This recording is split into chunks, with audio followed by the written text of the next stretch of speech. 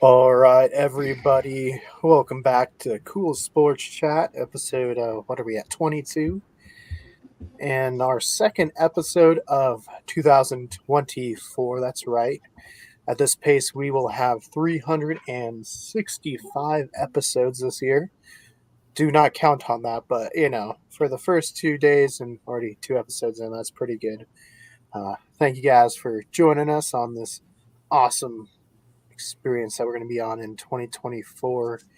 Uh, Knowing how 2023 went and just how far we've come, I know 2024 is going to be awesome. So I hope you guys all had a wonderful and safe new year. Looks like we got Matt on board tonight. We got Captain Bob himself and even Brendan. Brendan is on as well. Pretty much the four mainstays of the podcast. So, whew, what a week, Matt. Do you want to start with the college playoffs? Playoffs? Playoffs? Are we talking playoffs? It was exciting. What a great series of two games. I still believe Georgia should have been in over Alabama, but they did put up a great fight. Both games, went down to the last play. Could have went either way, but we have our matchup set. Michigan for the first time since I think in the Jim Harbaugh era, and Washington. This is going to be an interesting championship game, so a lot of excitement there. Yeah, no, I got to watch a little bit of it, more of the Michigan and I guess a little bit of Washington. And then I watched, what was that, Iowa? Was there 30 to nothing or something? I know that not the four main big bads, but that was on the TV, and I was like, wow. It's kind of like who was getting all the flack this year? Florida State, not making the playoffs, and we saw maybe there's a good reason why they didn't make the playoffs. But it was a 63-3. Yeah, but you can't really say the outcome would have been different. I mean, maybe it would have been the same. I doubt it, but they right away had 30 players enter the transfer portal and take themselves out of that game. So they had a lot of players missing. So I still think they would have lost that game had they played, everyone still being there against Georgia, but I don't think it would have been a 63-3 blowout. Yeah, that was insane. On other fronts, what was it? Louisville, UK, all lost. But hey, you know who won a bowl game, Matt? Let me guess. The Cardinals, right? No, they lost. It's a college that we are pretty familiar with. Oh, well, yeah. Of course, Josh Allen's Cowboys took care of business and they beat up Toledo, whatever it is. Toledo, yeah. Toledo, Ohio. Yeah, they did good. Very, very good send off for the coach there, and yeah, what a win. We'll see. I know University of Wyoming is getting some construction going on in their stadium as far as seats and everything. So we might see an uptick next year when we go into the Wyoming game. But we'll be there. We have to go every year. Well, I'm excited, and even our hometown team, the Air Force Falcons, are doing a massive renovation project. So the Falcons Stadium is going to be a cool one to check out this upcoming football season as well. Yeah, no, lots of cool sports things we're going to make sure to do this year. Maybe we'll even give you guys a little tour of Old Mile High Stadium, thanks to the miniature version that sits outside Invesco or Empire Field as it is now known. We'll even go show you where the old home plate used to be because you can actually go in the parking lot and find it. They have it marked out. So yeah, we got some fun things I think coming up. Obviously, we'll get back to some Pecos League baseball because why not? Hopefully, we'll get to see Mark Trailer. Maybe we'll write down to the Roswell people and be like, make sure you get the Cowboys this week. Yeah. Oh, Bobby, I'm sorry. Broncos have been eliminated. Yep, it's all right. If he finishes the season 9-8, I'll be happy with it. How did you feel with Stidham and I your think pick I think of he the did well. Cardinals. He gets the ball out quicker. Whoa, we got a special guest, Brendan. Who is on camera with you? This is my parrot cat, June. All right, so Brendan has been joined. Oh, and he's gone. Hey, we had a special guest. That's what episodes are all about, right? Yeah, we're just here. We're gonna have a fun conversation. We really kind of had one last night after our rankings of Project Blue Book, which I hope you guys, if you didn't see it live, which I know quite a few people did, make sure to go check it out. It's live on the channel now, and I think we did good. Excited to see what season 2, how we rank it, and yeah, go check it out. It was fun. Thanks, cat. You guys called that last week. Broncos had 2 shot in the heck to make it. Yeah, that is true. Broncos did not. What was their percentage going on last week? 5%. Yeah, 10%? it was 5% chance. Yeah. I mean, like I said, you had to have the Chiefs lose out, and there was no shot the Chiefs were losing out. I mean, almost happened. it wasn't going to happen. Because they were down with 17-7. Oh, you guys called it no shot to make it. Okay, I got you, Sammy. Yep.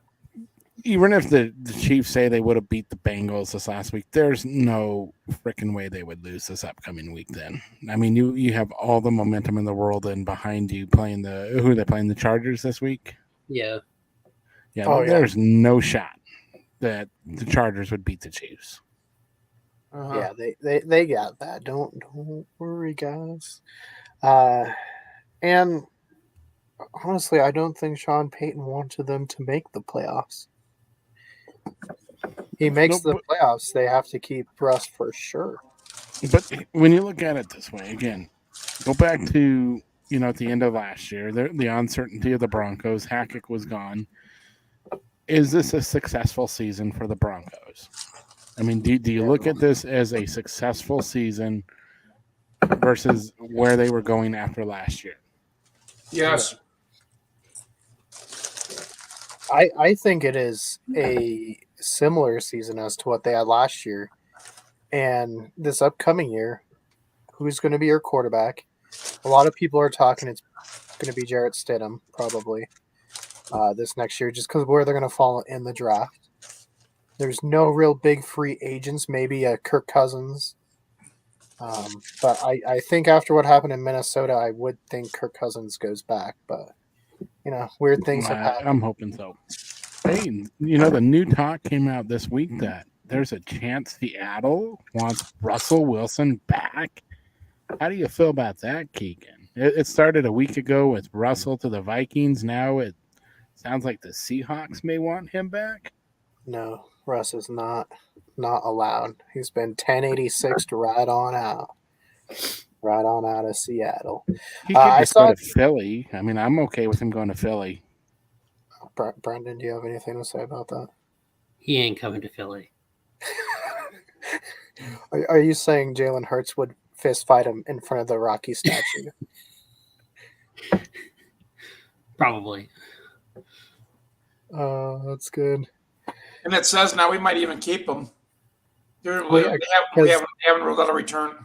That's a lot of money to be on your books for someone that's not on your book. It's not even like the usual 4 or 5. That's $85 million. That's a lot. If he can restructure his contract, he won't do that after the Broncos just drug his face through the mud this last week. There's no shot he's going to help the Broncos out. Broncos can hold on to him and just bench him, put him as a third-string quarterback, get him so mad that he wants to leave, and then you run the potentials of a trade or trying to get him off your books a little bit easier. Well, I think that's one thing we should talk about. Oh, wait a minute, guys. Prepare for this. We have someone joining us right now. It's Grayson. What's going on, everybody? Oh, Grayson, what's up, my man? How we doing? Oh, bright-eyed and bushy-tailed, man. How about you? Very well, my man. Very well. It's good to see you. Good to see you too, man. do not be afraid, Grayson. The guy behind the Brendan thing is not involved in Spider-Man Lotus. We did not bring on one of those people tonight.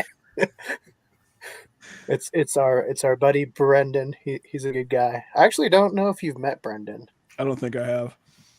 but hey, we're all. How did you feel about fantasy football this year? Went better than I expected, but could have been better. Could definitely play better, but it is what it is, and on to the next one. That's all I got to say. Hey, were you rooting for any team not to win the championship this year? I will save such comments for a later time, but I think we all know which one I was for sure. Brendan was happy. I know. I think we all were. It was a sigh of relief. I'll be honest with you. So Grayson, we are on the talk of a team in Colorado, pretty well known around these parts as a garbage fire as of recent. Maybe not the Colorado Rockies. I quoted that wrong. That is my bad. Are we talking about the Avs or what?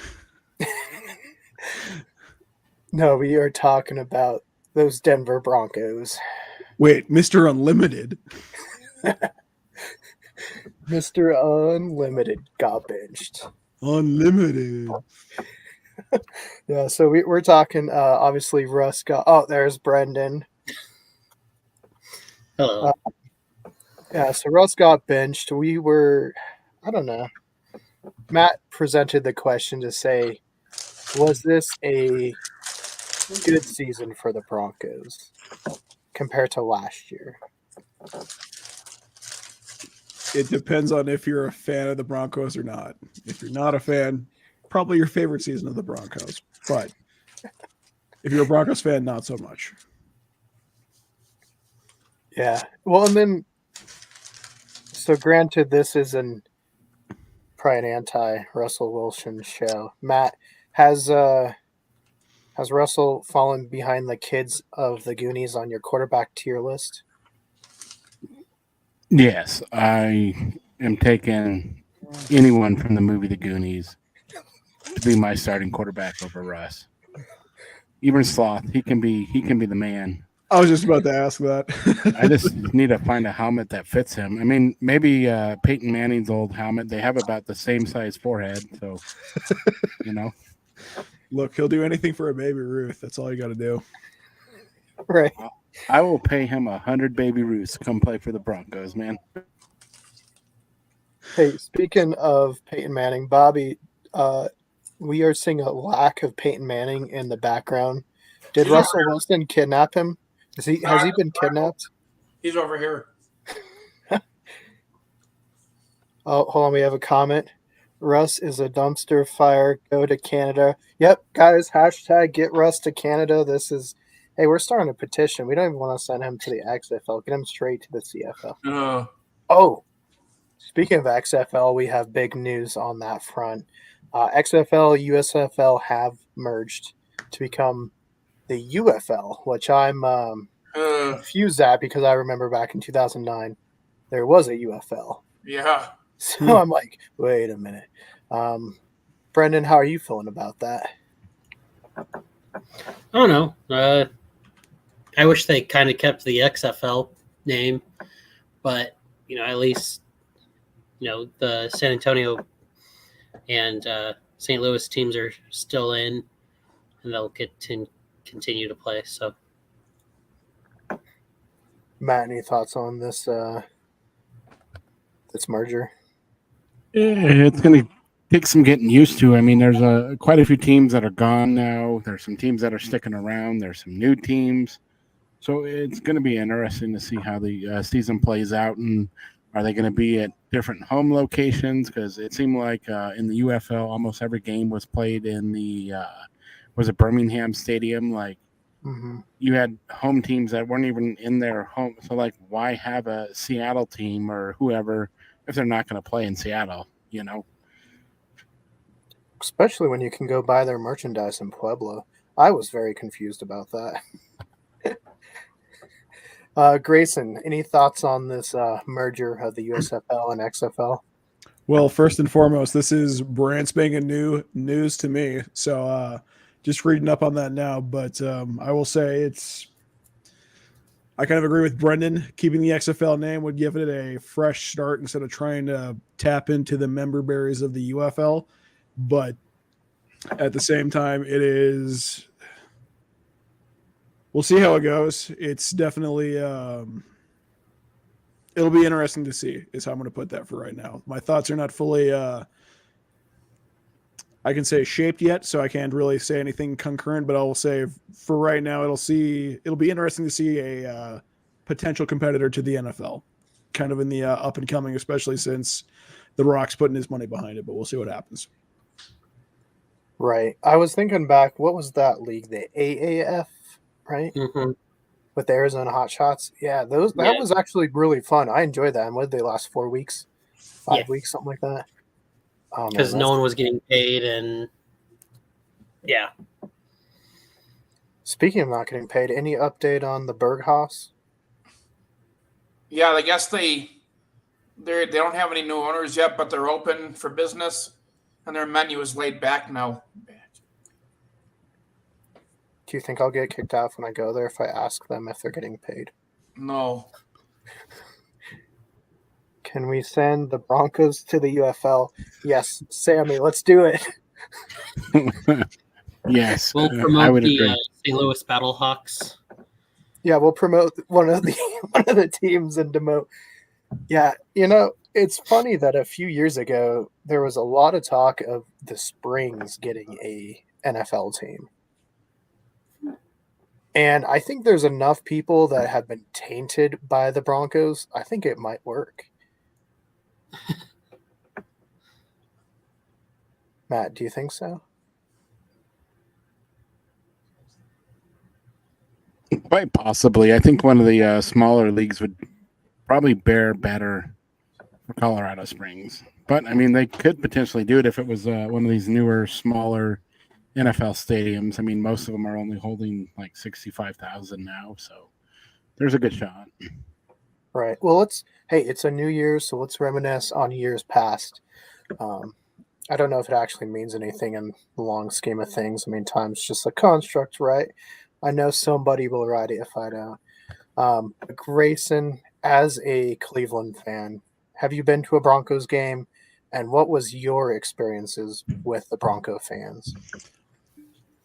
As a Cleveland Browns fan who has had the fortune of being to a Broncos game where they lost to Baker Mayfield and then beat Baker Mayfield as a Cleveland Browns fan, I am very, very, very happy they're on a losing record. Going to be honest with you. They are some of the worst fans I've had to deal with, especially as a Browns fan. And I can just say I am just so happy we're so far, on a winning record and going to the playoffs, and they're not. It's such a good feeling. Such a good feeling. Oh my God. Yeah, Matt, you have any similar experiences when you've gone to a Vikings game? Yeah, and it even started last year when it was a preseason game. It's like walking in there and people throwing stuff at you and cussing at you. It's like, dude, the Broncos and Vikings have no beef whatsoever. Like, there's none there. So why are you acting like you guys are all high and mighty and sitting on a throne? It's the preseason, and even for them to laugh when you lose and you're walking out, it's like, okay, it's preseason, no big deal. I mean, we made the playoffs last year, the Broncos didn't. So similar to Grayson, I share great joy when they don't make the playoffs and they have an unsuccessful season. Right. I didn't used to feel this way. Back in the days of Jake the Snake, Champ Bailey, some more of the homegrown Bronco fans, right? But after a certain big championship game that my team might or might not have been involved in, where I got threatened to get stabbed at work because I wore a Seahawks jersey and then got hit at a Broncos game, my thoughts have definitely swayed, I will say. Brennan, have you had an experience at a Broncos game being an Eagles fan? I wanted to go last year or 2 years ago when Philadelphia was in Denver, but I didn't have the time or the money, so I have not been able to I've only ever been in Mile High Stadium for a soccer game. I went to the sports. Oh yeah, the Rapids. Hmm. Oh yeah. Hey, calling back to old school because where are they now at Dick's, right? In Commerce City, I think. I don't know. I don't know the last time I went to a Rapids game. Yeah, didn't Think they about move the, stadium in like Commerce City or something like that? Yeah, that's what I was thinking. Think about the message Kroenke is sending to everyone. One of the teams they own plays at Dick's, and the other one plays at Ball Arena. So you got Dick's and Balls, both with Kroenke, you know? So what Kind of does a SoFi fitting stand thing for for? Denver fans. I don't throw shits. That's when you got to look around and be like, what dictionary word is SoFi in a different language? Is it one of those? You know. Well, Grayson, we haven't had much. We have talked Browns, usually thanks to the ghost of Otto Graham. We'll see if he shows up tonight. He is undefeated when he pops up on screen. But how are you feeling quarterback wise? You guys have a red hot Joe Flacco who may honestly lead the Browns to a Super Bowl. Like with that defense, I think he could do it. I would 100% agree. I'm going to be honest with you. The Cleveland Browns franchise is kind of like that toxic ex-girlfriend that you have where she promises she's going to treat you nice next time that, an opportunity comes around, but she never does. But it really does feel like this current, like I was really a Joe Flacco doubter. I was like, the man's 38 years old. He hasn't been in the league for over a year. After the Ravens, he didn't do very much, but I watched like the first game of me coming back into the franchise was this Thursday, and watching him perform the way he did was like watching an extension of Kevin Stefanski. It is literally what this team should be and could be capable of. And with Joe Flacco at the helm of quarterback, I'm very confident in the fact that they could probably beat the Ravens and possibly go all the way. There's no other team that's good enough to really go all the way outside of the Ravens. And with Joe Flacco's experience and his expertise and how on point, even though he throws interceptions, he's still one of the most on point quarterbacks we've ever had. Like, legitimately, Baker was great. Deshaun's okay. But everything else, Joe Flacco is the only one where I've seen, like, it is just magical to see him on the field. It is like literally no contest. He's not trying to fit in. He is just fitting into the play scheme. It's insane to me. I love to see it. And I really am pulling for the Cleveland Browns to hopefully at least beat the Ravens. Even if they lose after beating the Ravens, I'm okay with that. But I just want to see what they can do, especially with Joe Flacco at the helm. I think that would be great, Grayson. Like I said, just being from a franchise football team that struggles to see one succeeding, I love to see it. I love that Joe Flacco's already about ready to knock Johnny Football off another peg there. I mean, that guy was a little obnoxious, so I'm glad to see anybody that can take him down. But with that being said, I would take Johnny Football over Russell Wilson. So, but no, it is very good to see the Cleveland Browns succeeding right now, and I think it would be fun to see them in a Super Bowl. The Cleveland fan base is an amazing fan base of fans. Like, they are your true diehard fan base. I mean, there's few teams out there that have a fan base like Cleveland, and they deserve something good. I 100% agree. It's like we had the Cavaliers. I kind of had to walk away because it is just like that, as I said, that toxic girlfriend that promises she's going to treat you right the next time around, but she never does. And finally, with them making the choice of bringing in somebody as experienced as Joe Flacco, if we don't make it now, it's going to be probably the last time we have a shot for a very, very long time, because the ownership and the back office and just the entire franchise of the Cleveland Browns, for some reason, seems to breed toxicity and just no progress, and they just keep doing the same thing over until it doesn't stop. It's insane. But yeah, I hope they go all the way. And I mean, I just hope they make a run of it and just at least make the fan base proud, because at this point, the Cleveland Browns fan base kind of deserves at least something, because it's been 70 plus years since we've seen them do anything. Brennan, I saw you make an eye at me when Grayson said certain words. Yes, Oh I'm my very good at getting myself into certain situations, we'll say. No, you know, on this channel, Grayson might not know, but we are very pro Cleveland Browns, doing good. You know, we have the ghost of Autogram showing up. Me and Brendan's old neighbor Mary, lifelong diehard Browns fan, even has the old bulldog statue in her front yard. Like, so we're definitely for it. You know, it's kind of like Brendan showed me a playoff bracket today where someone was like, "I'd be happy if this happened." It was the Browns Lions Super Bowl. It happened before. Before the NFL was Super Bowls, they met in the championship one year. And you know who the quarterback was? Autogram. There you go. The ghost of Autogram is back. 10. Hey, all your Brady fans out there, I know we're going to say it again. You'll probably come and get mad at me. Autogram went to 10 straight championship games and won 7 of them. And when he left, the Browns didn't go. But when he was there, you know what they did? Championship. He is a GOAT. Sorry. But Grayson, speaking of other quarterbacks, you guys paid a lot of money to a certain quarterback. I just wanted to get your input as a Browns fan because we have talked a little bit about Mr. Deshaun Watson. How are you feeling about that? As I brought up, it is Deshaun Watson is.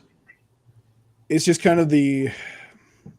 There's a lot of feelings that I have on it. To basically sum them up, though, it's Deshaun Watson was a problem child from the get-go. I really do feel it was either upper management trying to force a quote-unquote good quarterback into the franchise that just everybody, every single, like if you were to ask any Cleveland Browns fan off the street, do you think Deshaun Watson is going to be the guy? Everyone would be like, no, absolutely not. The guy who likes going to massage parlors? Absolutely not. It's he just because he's mediocre, it doesn't mean anything. It was seeing what happened the way it happened was kind of a schadenfreude, if you will, a pleasure in pain, because he should not have ever been picked. He should not have ever been given another chance because he is not good enough to be paid as much as he was. We got to steal with Flacco. I am being very, very, very careful and like expecting him to stick around because I'm a seasoned, tried and true Cleveland fan who knows once they get something good, Cleveland will find a way to mess it up somehow. So I'm hoping that they don't do that this time around, but I'm very happy, even though we wasted a lot of our cap space on him. With what we have now, it was worth it. We finally have somebody who can take us to where I don't want to say deserve to be, but we've been working for literally decades to get to. Right. Yeah. It always felt like the Browns were a quarterback away. I know we've had that magical season with Derek Anderson. Was it 10-6 they went? Mm-hmm. And then Baker Mayfield had that year where they beat the Steelers. You know, everyone was pretty happy about that outside of Pittsburgh fans, but I don't think we'll find any love lost on this channel. Yeah, so I mean, this is good. How do you feel Baker's doing in Tampa? I honestly, I've started following Tampa because Baker's my boy. Like, I really knew that he would be a really good quarterback. I know a lot of Tampa fans are not really happy with what's going on down there, especially because, you know, they had Tom Brady, but I think they have a powerhouse quarterback, and if they treat him right, he has the receivers, he has the back, he has everything around him to make a franchise team that could possibly go to the Super Bowl. He's had a lot of trouble in Cleveland, but I blame a lot of that on the coaching staff. Freddie Kitchens, horrible coach. Kevin Stefanski wanted somebody else bigger, and he got that in Joe Flacco finally, but he wanted something that wasn't Baker. They tried to fit him in, but he wasn't the right fit. And to see him thriving in Tampa Bay, I love it. I mean, I've honestly considered buying like Tampa Bay gear just to support Baker because I love him. I mean, you can look at me. I have some Chicago Justin Fields stuff on, mainly because he's my MVP, but I've been ride and die with him since he came into the league. Plus, you know, You know where Chicago lies in my heart.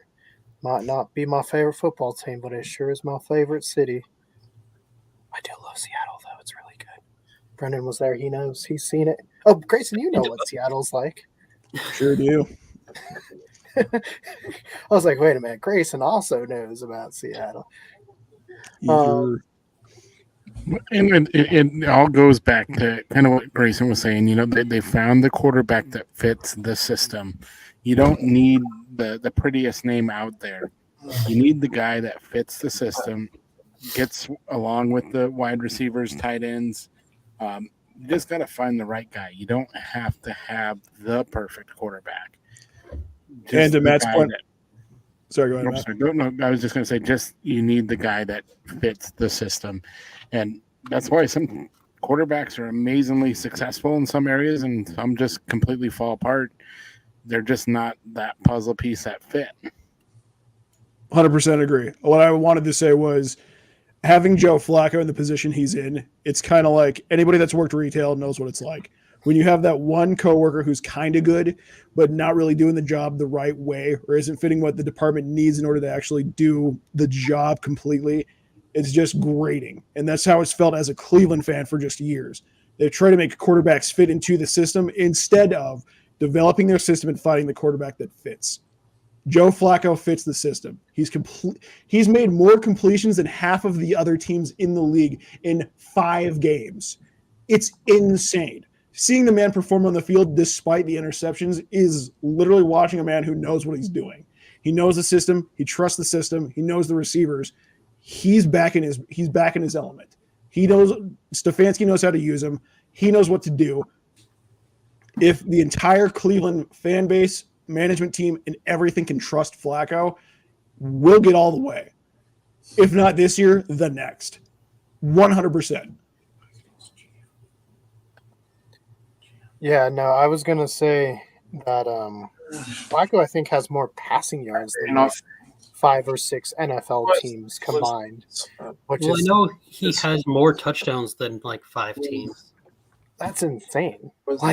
And it's ridiculous. I kind of got in a debate with Ty, which I thought Ty was going to be on here, that said Joe Flacco should be comeback player of the year. I know everyone wants Hamlin to be it, but he really hasn't played. He was on the field, one time? It's a good story and all, but I think it should be Flacco. Joe Flacco put the Browns in playoff contention, if not Super Bowl contention. Yeah, I would fully agree with that. Put Flacco in there for comeback player of the year. Hamlin, lack of playing. Like Egan, you said, it's a great story, but that's not what the award's meant for. It's not meant for great stories. Well, it is in a sense, but you actually have to do something to get that award. Agreed. Kind of like Geno. I mean, talk about quarterbacks in the right spot.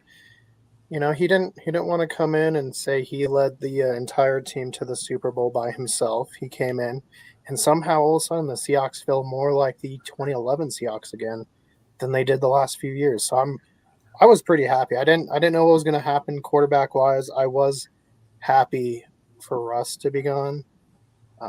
He hadn't been playing as good, and his whole comments about being the sole reason we won the Super Bowl. Just there's no way. There's no way. Matt, your team's having some quarterback issues. You guys started another quarterback this week and then brought back in Mullins. I do have another. What? But Bob, did you say something? no. Okay. How do you feel with Mullins? Do you think he should have started the entire game? Who's that? Was who? What? Nick Mullins. I don't know. I never heard his name before. Who? Nick Mullins? No, Nick Mullins. Oh, yep. They were down to almost their last quarterback. They had to go with him, you know. All right, going to the Vikings fan, Matt. How do you feel about Nick Mullins? Dude, what's getting frustrating is neither quarterback really had good ball control. It's so frustrating because I don't know. The Vikings weren't going to go anywhere this year, even if Cousins was in there. Jefferson was out majority of the season. Mullins was terrible. I'm at a loss for words for this team this year. I'm just done. I don't know, man. It's to the point now where we're past our thinking. Now we need to look at doing a complete rebuild again. I mean, Jefferson didn't really ever sign that long-term contract in the offseason like last year, like we were hoping. Could he be bailing? Addison, we still have for another couple of years, but will he want to stick around and just, we're at that point now where maybe it's time to go ahead and just hit that rebuild button. I mean, I don't see it happening. Well, then we'll go to another team. Brendan, Philadelphia. How in God's green earth did they lose to the worst NFL jerseys? I told you. I mean, I know the worst NFL jerseys beat the Cowboys, but come on. I mean, I told you last week. I said I want the Eagles to win, but watch out. I bet they're on upset alert. So what happened? Well, and now I don't know what happened. Honestly, I don't know.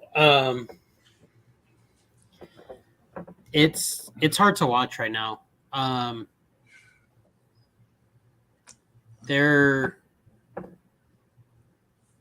don't think we have the right coordinators in place, and I don't see Nick Sirianni leaving anytime soon because, I mean, he's a good coach, but I don't know. Do you think it's the Taylor Swift curse by association?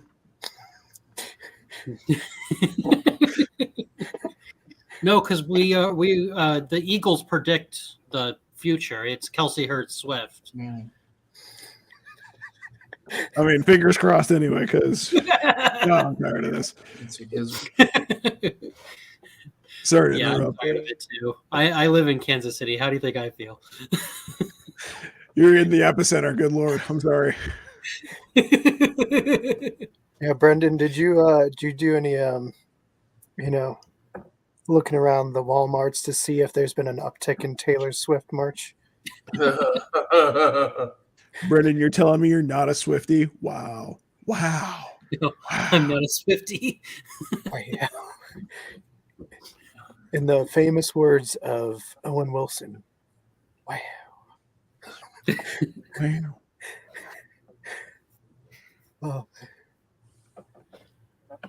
Well, we got what? He's removed. Put Patton is the GM. If he's removed. All right, so the chat's doing something. I'm pretty bad at watching. I didn't even watch it last night until we got off the tier list because I couldn't see it, and then we had all these comments, and I was like, I felt pretty bad. It just looks like Sammy and Bobby are going back and forth with who the GM of the Broncos should be. Bob wants Elway back, but Sammy brought up how terrible Elway was, and I think they're just trying to hash out who the GM of the Denver Broncos should be.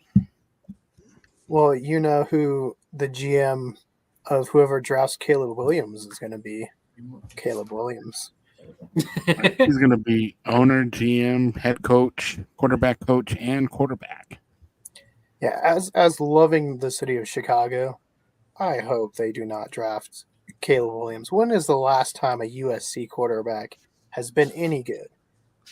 I mean, you got Carson Palmer, and that's it, And Justin Fields is good. I think they've just had a rough luck of offensive line. No weapons until they got Moore. Moore's had his best year ever this year, so I don't know. Would Justin Fields come to Denver? No, Justin Fields will refuse to play for a team like the Denver Broncos. I'll take him to Minnesota. He can come play for the Vikings. Well, I think honestly, Matt has a point. And I think it's been brought up several times at this point. It's just for some reason, it's like football has definitely strayed away from who can fit the scheme the best. It is now definitely, No. it honestly feels just like a Hollywood recruitment center where who can we get to bring in the most advertiser dollars? That is just not, it's not what the fans want. It's not what anybody wants. It doesn't make good football. It doesn't make fun football. It just makes, it feels a lot, honestly, with how a lot of football has been, especially over the past few years, it honestly feels like soap opera-esque because we're just bringing in high dollar names for what? To ruin teams and just to bring in drama. For instance, OBJ came into the Browns, ruined them, went to the Chargers, or I forget what team he went to after that. I think it was the Rams or something, right? Oh yeah, Yeah, Rams. They let him go He's too on- because they knew he was toxic, and now he's with the Ravens doing nothing because he's hurt. He's nothing but a toxic drama queen, and it's just that's what happens. That for some reason seems to be enticed, if not endorsed, by the NFL at this point, and it's just getting ridiculous. Yeah, it becomes like you said, the jersey sales. Like I think the Broncos, even if they lose $85 million next year, they still made a fortune off of his jersey sales and his merchandise that had Broncos written on it. So Oh God, I know. I heard so much about Russell Wilson. So much talk of we stole your quarterback, and I was like, you can have him. Mr. Unlimited. ride Bronco country, let's ride. That's right. Let's Let's ride right off that cliff into the pit of misery. You want me to Come take on, you to a Taylor. winning season? Guess what? We're gonna ride on past that. We're gonna ride to a losing season. 2 years in a row, baby. I watched a YouTube short, and it said the cringiest era of a football team has come to an end, and it was just Russell Wilson highlights, like his Danger Witch commercial. And I was like, I totally forgot about the Danger Witch. It was so bad that Subway pulled it from their menu. Well, here's the thing about the Broncos franchise is now that they're owned by the Waltons or it's the Walton family. Yeah. I feel like they're going to run the Broncos the same way they run their stores. It's going to be cheap. It's going to be quick and replaceable. And it's just going to be nothing good for a very, very, very long time. They're going to do it. We just talked about, they're going to bring in high dollar names to make jersey sales go up, and then they're going to drop them. That's just what's going to happen. And I don't feel like the Broncos are going to have a good team for a long time because these owners don't know what to do with it. Right.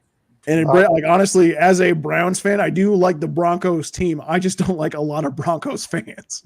I want the Broncos to do good. I just want Broncos fans that just do nothing but be horrible people to be miserable all the time. Amen. Right. And Bobby, you guys are already getting rid of Jerry Jeudy. He's a free agent. You guys should have traded him. Let's talk about Sean Payton. Matt, you've been kind of our leading reporter on Bountygate 2.0. How are you feeling about this investigation going right now? Dude, it's the same thing he did in New Orleans. It's the same crap. The NFL, just like, with Kareem Jackson, Peyton has a history. So he's going to be more heavily scrutinized than any other coach. And it's coming out that he is a dirty coach. He plays some of these maneuvers where he tries to find the loopholes and some of these small things where it's like, dude, just be an honest coach, be a good coach, and you wouldn't have these issues, but he's a dirty coach. He teaches his players the wrong way about the game. I'm not a big fan of his. He can go back to being a Fox commentator or CBS, whoever he was with. But get back out of the league. Do you think the Broncos would have done better with Kevin James in the role? Yep. Absolutely, man. I think the Broncos passed up their opportunity a few years back when they could have had Shanahan. Yep. And then, not this year, but last year when McDaniel was available, they could have brought him in. But yeah, ex-Bronco related ties. How McDaniels didn't even get an interview is beyond me. Yeah. I think to that point, sorry, go ahead, Matt. Oh, no, I was going to say the only thing I did talk to somebody who knew McDaniels and just said that the kid was like a punk kid when he was with the Broncos. He was in the franchise and he just wasn't a big fan of his, so he was glad the Broncos missed out on him. But when you look at what he's done with the Dolphins, and could it be just because of Tyreek Hill coming? The Dolphins have the right pieces falling into place, but after that blowout in Baltimore. I don't think they're the team anymore. I've got more money riding on the Browns now than I do the Dolphins. I think this one's going to come down to a Baltimore-Cleveland AFC Championship game. 100% agree. To Matt's point, I really do think like the Broncos are in the same rut the Browns were in back when the Haslams bought them at the 2013. They're for some reason, instead of trying to be a good team, they're trying to just generate their money back they're trying to just generate buzz to make their money back. And we're seeing the results of that. Sean Payton, as Matt brought out, he's nothing but he's a skis. He knows how to play dirty. It's football from the 90s. It doesn't mean anything anymore. Nobody wants to really see that because guess what? We're not playing that way anymore. The league's not that way anymore. Nobody wants to see that anymore. It's just they're doing the wrong things to make the most money, and it's only hurting the fans that truly care about the team. Yep. Right. Well, and the big reason I brought up Sean Payton outside of our weekly Bounty Gate updates, the news about Russ's benching that came out, I wanted to talk about. Obviously, our show's pro send Russ to Canada, but how they handled the whole benching situation, I wanted to get your guys' input.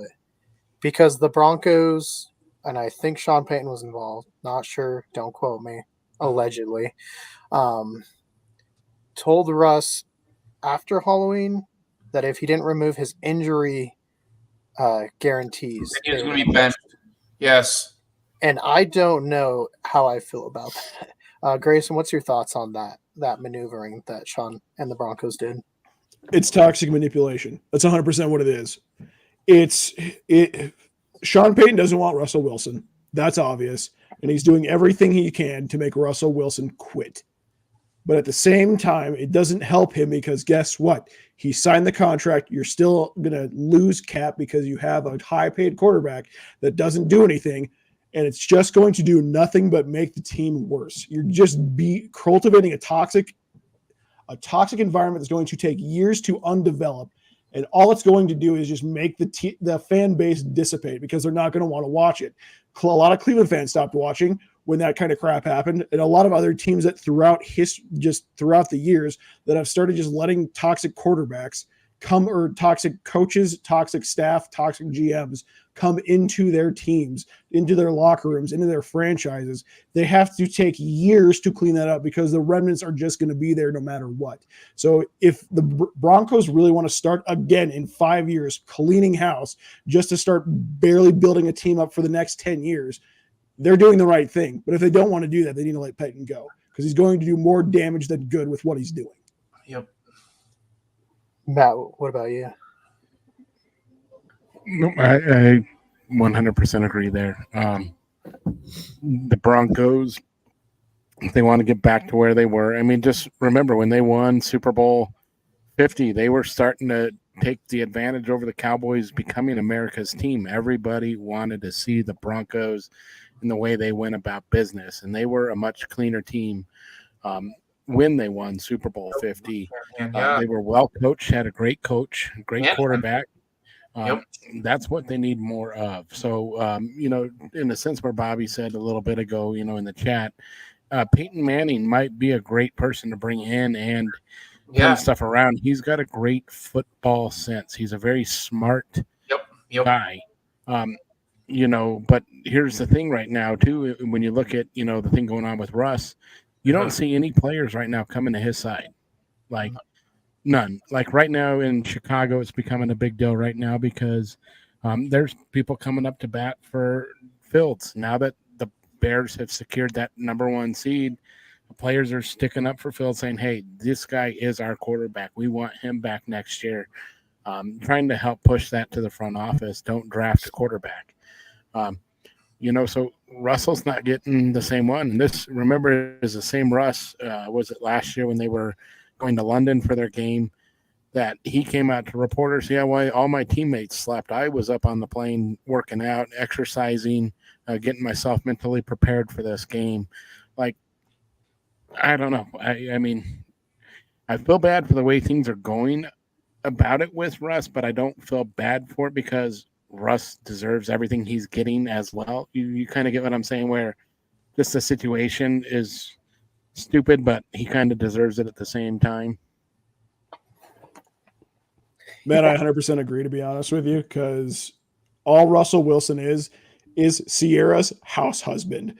That's all he is. He's just a little piece of bling for Sierra. Whenever she wants to break him out, she's like, here's my quarterback husband. That's it. He's nothing else. There's no substance to him. He doesn't do anything. He's just a self-entitled dude who gets to be Sierra's husband. That's the only claim to fame that he will ever have. Hey, when their house goes on the market, do you think we can go do a Culz vlog from Russell Wilson's mansion? We'll go to each of the 12 bathrooms. I'm good with it. Bob's already had a couple experiences in the bathroom there, so he can show us around.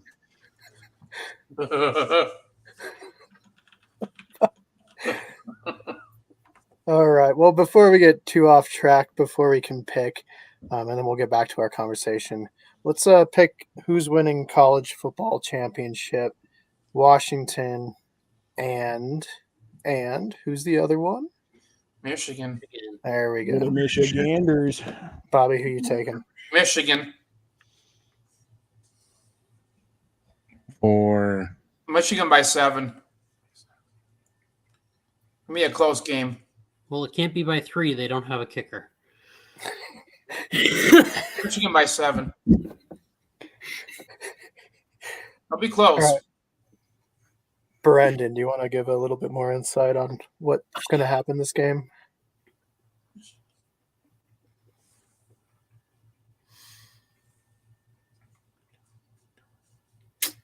I think Washington's going to take it. I really want to say Michigan.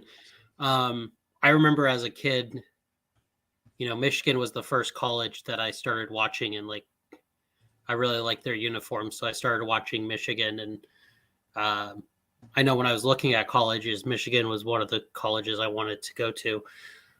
But I think that I don't know. Just I think it's going to be a really good game.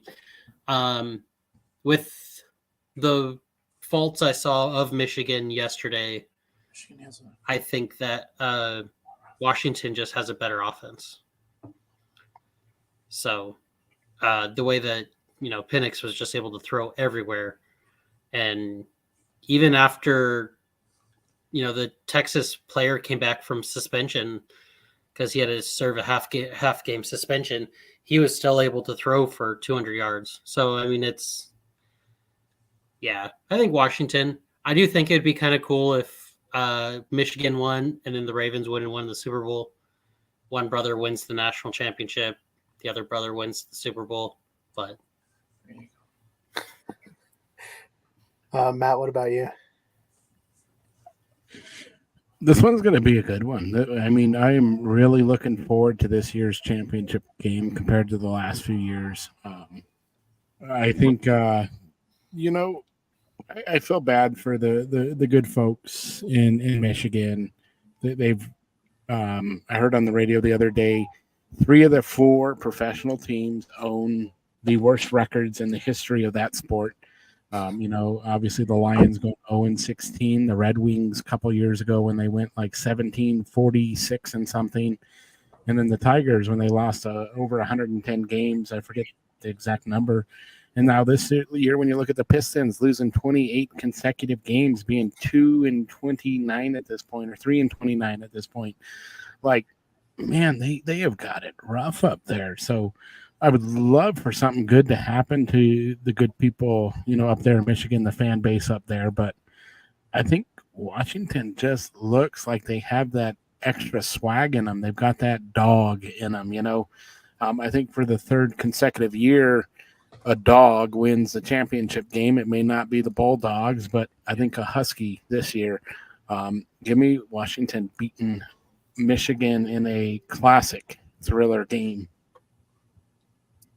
Grayson, what's your thoughts on the college championship? As a loyal All-Ohio team fan base, Michigan can lose. I don't care. I want them to lose. They suck. I hope they lose. but in a definitely more analytical, actual, given reasons and responses and all that stuff. I think Matt's right. Washington wants it. They're going to work for it. They will earn every down. They will do everything they can to win. Michigan's floating on the fact that they have been in the big conference for years. They're going to try to skate through it and just bank on the fact that they're, top seed. They're going to have the advantage, so on and so forth. Washington is going to cream them because they're not ready for it. They've played a lot of other really good teams. They've gone 14-0. Amazing feat, honestly. But they are not going to be ready for a team who is an underdog, who is ready to come after them with all they have. There is no chance for Michigan. Yeah, it's sort of similar to another Washington team that was in a big championship game that was an underdog in the Super Bowl with Seattle, where everyone was really kind of writing them off because the Broncos had been there before, this and that. So, yeah, personally for me, just kind of seeing what Washington's been able to do all year, like Brennan said with Penix and stuff, I think it's probably going to be at least by 10 that Washington wins, if not 14. You know what? I'm feeling good. Let's go 14-point win. Anyone that's a Michigan fan, I'm sorry. Do not hashtag or comment underneath there. You can if you want. Feel free. We're not going to stop you, but there you go. Hey, it's a free country for now. Hey, Keegan, do you know What? where the Seattle Seahawks tight end Will Dissly went to? Your college or your high school? Well, yeah, my high school, but do you know what college he went to? Did you go to Washington? Yep. Oh, see? I did not know that. I just knew that you went to high school with him. That's it. Mm-hmm. But I was Oh, more, okay. trying to say go towards the college point. Well, let's do some NFL picking, and then we'll get back to our conversations. Because usually I know that's when we see an uptick in people commenting. So this week we got a full slate of games. Let's see if we can get to week 18, maybe.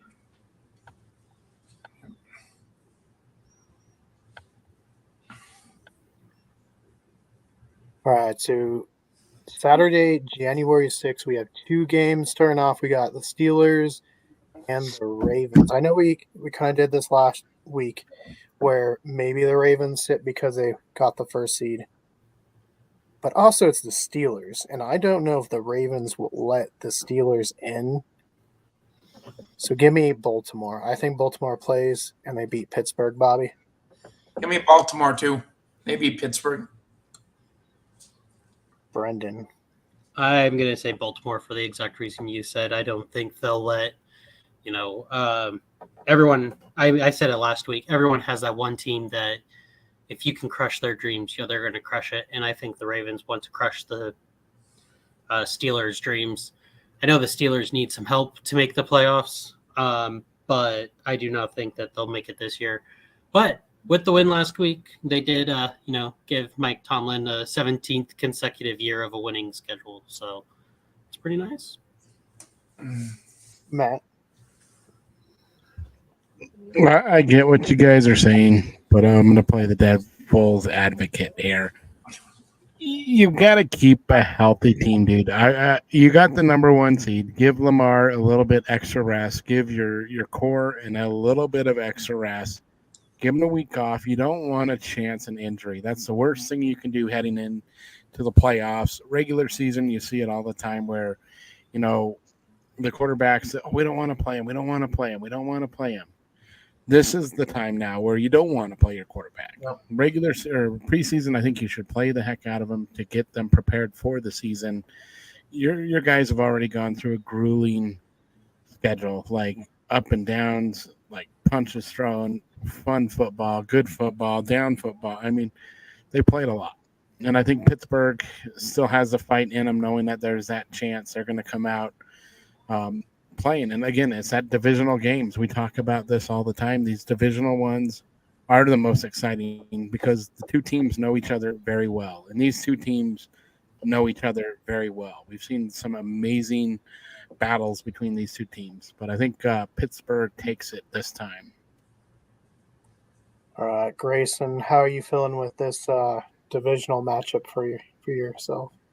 It's literally a lesser of two evils. So, logically, I think obviously they're going to sit Lamar Jackson. They're going to sit their starters because they've clinched the spot. Number one seed all around.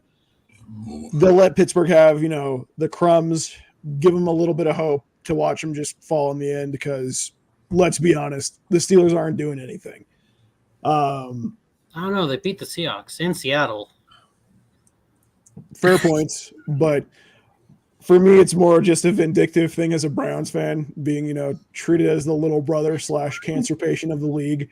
It's been a long time of this crap, and I'm so happy that the Steelers are just not going to make the playoffs. It's such a good feeling. Okay, because it's also because Grayson, is the Steelers your one team that you just utterly despise in your division? Here's the way I can put it. I deal with Baltimore's crap because their team is good. I hate the Steelers because they play cheap. Speaking of coaches that are toxic cultures in football, the Steelers are a toxic culture. I do not care who you are. I don't care how much you like the Steelers. They're horrible. Their team is just as bad as the fans. I hate both of them. I hope they lose, and every time they do lose, it makes me very happy. All right. They took Nick Chubb out on purpose. That was a chop block. So optimistically, what I want to happen is have the Baltimore Ravens start and have them just do a couple of those to some of their key players so they lose to the Browns and we have a shot. Even with that, I think we still have a chance. But as a vindictive Browns fan, that's what I optimistically want. But in reality, I know they're going to sit Lamar Jackson. They're going to sit their starters. And the Steelers are going to take it, and they're going to walk around doing what the Steelers do, flaunting a minor win, pretending that they're hot crap right off the grill. And then they're going to lose in the first round of the playoffs, even though they're not going to make it anyway. They bother me to no end, dude. Pittsburgh just grates me to no end. Anyway, it's just a sweet little victory to watch them basically get a participation trophy at the end of the season because they aren't going to make it. It's so nice. I love it. Well, our next matchup is a little less Pittsburghy and a lot more Houston. which team wants to win the division with the Texans and the Colts. Obviously, Jacksonville's still alive as well, but this could be the winner of the division coming out of this game. So Houston, Indianapolis, Bobby, who you taking? I think I'm taking Indianapolis. They got a good offense. And Brendan? I think Houston is going to win. I think they have the better defense, and I think they're just a little more hungry. I think their head coach wants to prove that, he's already had a great year. I mean, tripled their last year's win total, right? From 3 to 9. But I think, they want to be one of those teams that go from worst to first. And, you have a chance to go into Indianapolis and crush their playoff hopes. So I think they're just going to be a little more hungry. And, CJ Stroud is healthy and playing, so can't really count him out. Matt?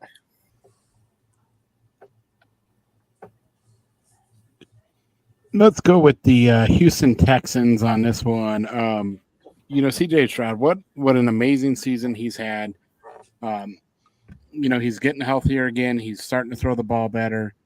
He's going to be, I think, your rookie of the year quarterback coming out of this.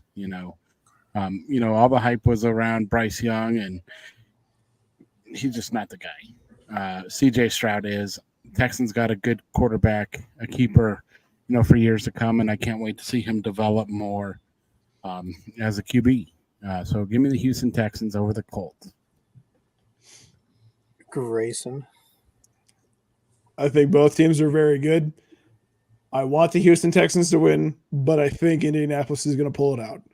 They want to try to keep afloat. They're going to do what they can to stay afloat. And so for that reason, I think they're going to try to do what they can to just make sure that the Texans don't have a chance, even though it'll be a very hard-fought win. I'm calling the Colts in the very end. Yeah, and I know they tell you never make a decision based off of emotion, but I'm gonna do it. Maybe because I have family in Indianapolis, maybe because I got these really cool limited edition Culz hats when we went. Um, but give me Indianapolis over Houston. I think Houston's done really good. I think everything they've accomplished this year is strides better than what we could have imagined a few years ago, especially with the whole Deshaun Watson crap and all that. CJ Stroud's come out, like Matt said, probably going to be the rookie of the year. But I don't know. Something about Indianapolis. They can lose to bad teams, but they know how to beat the good teams. And so I think they come in and beat. As long as it's not the Atlanta Falcons they're playing, they'll be fine. So that gets us from Saturday to Sunday. January 7th, we have another matchup of division rivals, Buccaneers and Panthers. Ooh. Bobby, who you taking? Who is it? Tampa Bay and Carolina. Tampa Bay, great offense. They're going to go probably. The quarterback, who's the QB there? Baker Mayfield. Mayfield. He'll go. Maybe 290 yards. Maybe 4 touchdowns. I see it that way. Okay. Brendan. I do think the Buccaneers are going to win. They're in a win and you get the division type scenario. So, and I think Carolina is just checking out of this season. I don't think they're going to, they're looking forward to next year. I know they don't have a draft pick, but in the first round, but I think they're still looking to next year and figuring things out for then. So I think their mindset's already moved. So Bucks will win and win the division. Well, didn't their owner also get fined for throwing beer on a fan? Yep, $300,000. All right, Matt. Now that you know there was alcohol abuse, who are you taking? The Panthers? Dude, or the Buccaneers? I saw that one earlier in the week. What a crazy thing for an owner to do. I mean, like, how could you be that stupid? I mean, you don't think the cameras are on you? I mean, they're always going to be on you. A camera will be watching. You're like a player at that point. You're always going to have a camera on you. Don't do something stupid because it will get caught on camera, and it did. And I'm glad it did. Just because you own an NFL team doesn't mean you can resort to being a jackass. Just like, Bronco fans, use them as an example, throwing alcohol abuse, Goodness gracious, grow up. But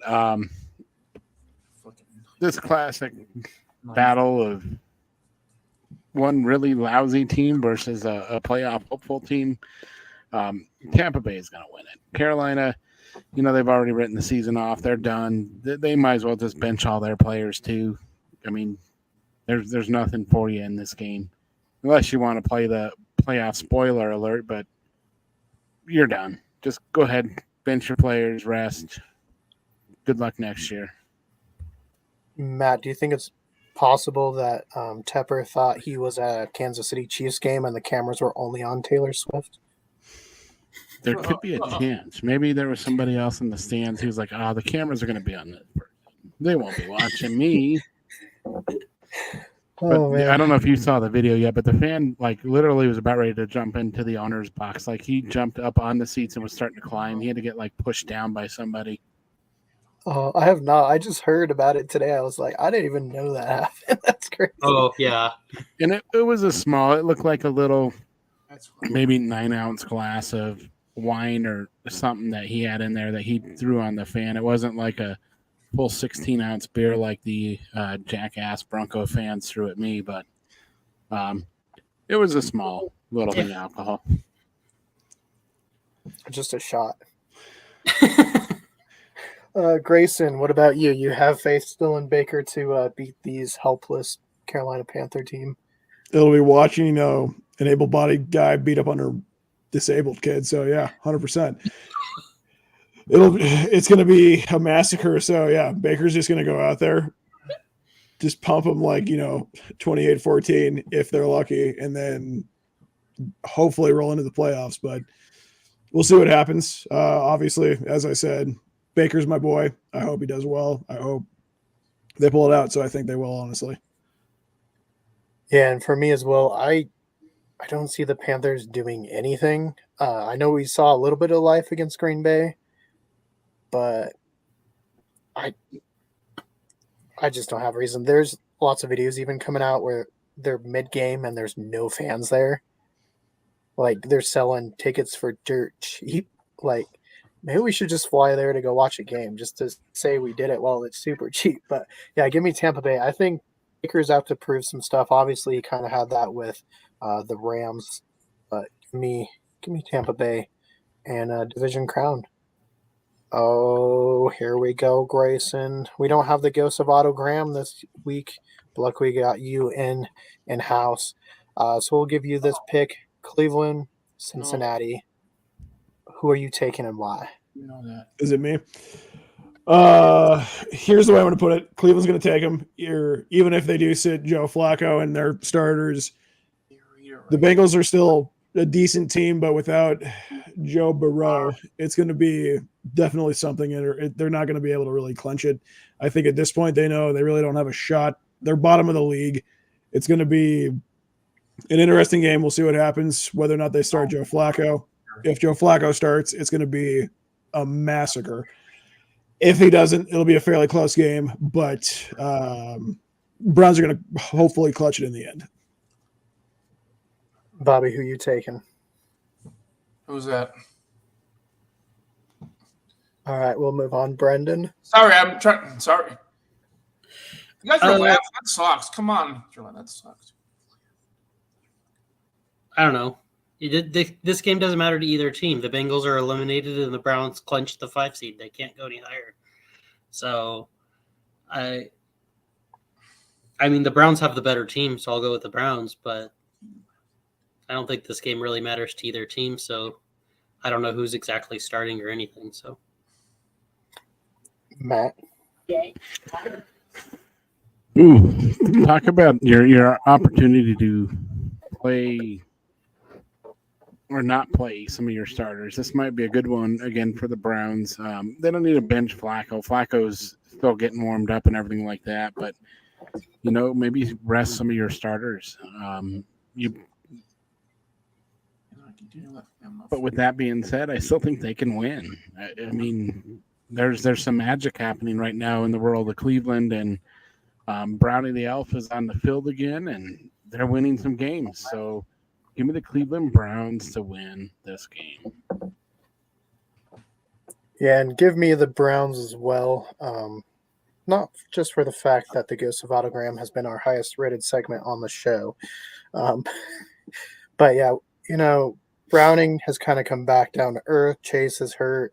The Bengals didn't look really good last week. I think even if the Browns start PJ Walker, he has enough snaps under his belt. With that defense, they'll be fine. So give me Cleveland. All right, let's see. Next one, Matt, here we go. This one's for you. Minnesota traveling to Detroit. Who you taking? Yeah. My misery's already been ended. Detroit wins this one. The Vikings, I don't even know if they're going to show up. I mean, we don't know who the quarterback's going to be. O'Connell's keeping it under lips and seal. Like I said, I'm just speechless with the Vikings this year. I've lost any hope. So Detroit will win it. They're just going to win. Bobby? Detroit. Jared Goff's going to go off like he did a couple weeks ago. All right, Brendan? I agree. I think Detroit's going to win. They're fighting for a second seed, so they need this victory. The Vikings, I have no words for the Vikings right now. If you can always play a what if game, but yeah. Grayson, how do you feel about this one? As much as it pains me to say this with a Vikings fan on the chat, It's going to be the Lions. It's just the way it is, especially after what happened to them this week with them getting a game stolen from them. They're going to be coming out swinging, and they're going to be looking to take off the Vikings' heads. It's going to be brutal out there, so I'm taking the Lions. Yeah, we should talk about that after this pick because I totally forgot about that. But yeah, give me the Lions as well. I think if they start Mullins, they'll put up a better fight because Hall did not look very good. I actually felt a little bit bad for Brendan during the fantasy football. But I told him, I said, if they're going to bench him and you could win still. But speaking of Detroit, how did that happen? Like, has anybody else here seen like at least the footage of that entire thing? Of like Jared Goff having him go over and you can see him go over and the referee looks right at him. Says the wrong player's name and then wants to say that everybody else is wrong. It's insane. It was so bad that they got demoted from the NFL. Hey, at least they did something about it this time. Usually we get these bad calls and it's like, Yep. I was talking with my friends and family about it, and I literally said, it's another postseason determined by horrible reffing. This can't keep happening, and I'm glad that they actually finally did something about it. Matt, any thoughts on that controversial 2-point conversion call? Yeah, that was some NFL scripted bullshit call right there. Never have I seen a play where I'm like, yeah, the NFL scripted. After seeing that, yep, they wanted the Cowboys to win, and maybe all these people coming out here with the Super Bowl logo changed. It's now Cowboys colors and Chiefs colors, and that's what it's going to be. I was like, yeah, bullshit. And then when you see a game where they deliberately help the Cowboys win it, it's like, well, shoot, maybe it is a controversy that the NFL does have scripts, and if it is the Chiefs and the Cowboys in the Super Bowl, then I'm going to start looking a lot more into these theories that people have. Brendan, Preach it louder, Matt. Preach it louder. You're not allowed to do that, Brendan. Say it again for those in the back and hear you. Good Lord. Testify. Yeah, no, is it as bad as when the referee tackled Lamar Jackson for his safety? I like the picture of his face. He's like, Me? was that me? Like, I feel like the NFL should step in. Not all the time. Obviously, some calls are so quick. But this feels like something that they should have come in and been like, yeah, especially for playoff seeding. It feels especially when they have a meeting with the team beforehand and the head coach goes, hey, we're going to run this play with 68 coming in as eligible. You know, be prepared for 68 to come up to you. He comes up to you and they're like 70. 70's like 20 yards down the field. Yeah, and he didn't even leave the pocket. Like, it's so weird. Yeah, you can't really blame ineptitude at this point because you're paying these people hundreds of thousands of dollars to officiate games, and they're determining people's postseason longevity. It's disgusting. At a certain point, if you keep looking the fans in the face saying, it's not scripted, no, nothing's predetermined, this is just best chance, meh, meh, meh, meh, meh. At a certain point, everybody's going to be able to be like, you're lying to us. And it just can't keep happening this way. I mean, case in point, there's a bunch of flat earthers patrolling the 132 parking lot right now. So, okay, I'm going to be a little devil's advocate though. Brendan, if you say flat Earth, I'm going to come drive to Kansas tonight and slap you. I'm going to say flat Earth just for you to come out here. He was getting ready to admit, Keegan, that he's a Swiftie that likes the Cowboys. Come on, let him admit that he likes the Cowboys and Taylor Swift. Well, it is about kind of about the Cowboys. Why didn't, after all of this happened, Dan Campbell just kick the tying extra point and force overtime? Like, I understand it. Go for two and try to, but you had 3 chances to go for 2. One of them, just kick the extra point and go into overtime. I get it. You're trying to be ballsy and go for the win, but after failed attempt number 1 and 2, attempt number 3, just tie the game up. But what if that's part of the script, Brendan? Hey, guess what? You guys are going to win. You guys are going to win, Detroit Lions. All of a sudden, pull the rug out and look at that. Oh. What? No, it's just an aptitude. I don't know what happened. Yeah, there was no overtime. Give it a flag. Dak would have went 80 yards down the field. They would have kicked the field goal. There would have been a flag for like pass interference that was blind. Probably. So what you guys are saying is this is the wrestling equivalent of what they keep doing to Cody Rhodes' story in WWE. Oh no, next year it's fine. You'll win. You'll win at WrestleMania next year. All right. Geico commercial with $1. Oh, you got to be quicker than that. All right. Talking about ineptitude, right? We got the Jets and the Patriots. Grayson, we'll kick it off to you to start this one. Yeah, that's just the game. That's just depressing. I think the Jets defense is better than the Patriots offense, and they did really good against the Browns. They pushed the Browns to actually outperform them. So it's going to be the Jets defense's game to lose. So I'm picking the Jets. Bobby. New England. Brendan. I'm going to say the Jets. I think the Patriots want to keep their good draft pick and draft one of those good quarterbacks that are coming out.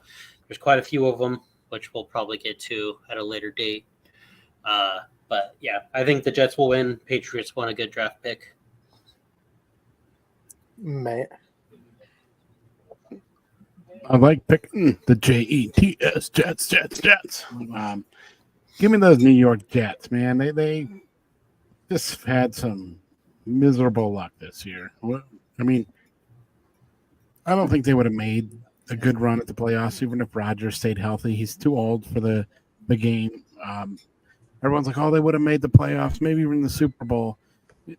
Rodgers didn't make the Super Bowl that many times with the Packers, and they had a star-studded roster. The Jets weren't going to do any better than the Packers would have done in the playoffs with Rodgers, unfortunately.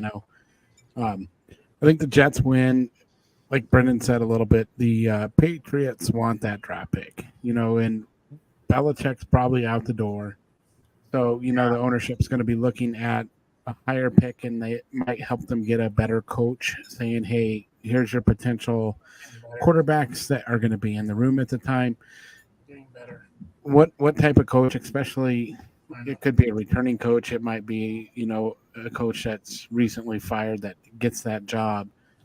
Lots of fingers are pointing to Josh McDaniels coming back again, but he's really shown he's not a head coach. He is an offensive coordinator, and that is that. It sucks, but unfortunately, there are guys who are not meant for positions, and he's just not a head coach. But sorry to carry on this long one over a pick, but no, give me the Jets. Patriots lose, they're going to get a better drop pick round. See, I'm going to take New England mainly for the draft because I think it could be very similar to what we saw Mr. Lovie Smith do last year. He wants to win because he knows he's out. So why not? Plus, Belichick, I don't see Belichick just wanting to lose. Even though he's lost a lot this year, it just doesn't fit who he is. And I just can't trust the Jets. Even if they're better, Maybe I'm still riding the high of that Christmas present we got from the Patriots, beating the Broncos for us. But, give me the New England Patriots. Here comes another matchup. Who knows what it could be? Atlanta Falcons, New Orleans Saints. This could be either really cool, high scoring, or terrible. Bobby, who are you taking? New Orleans Saints.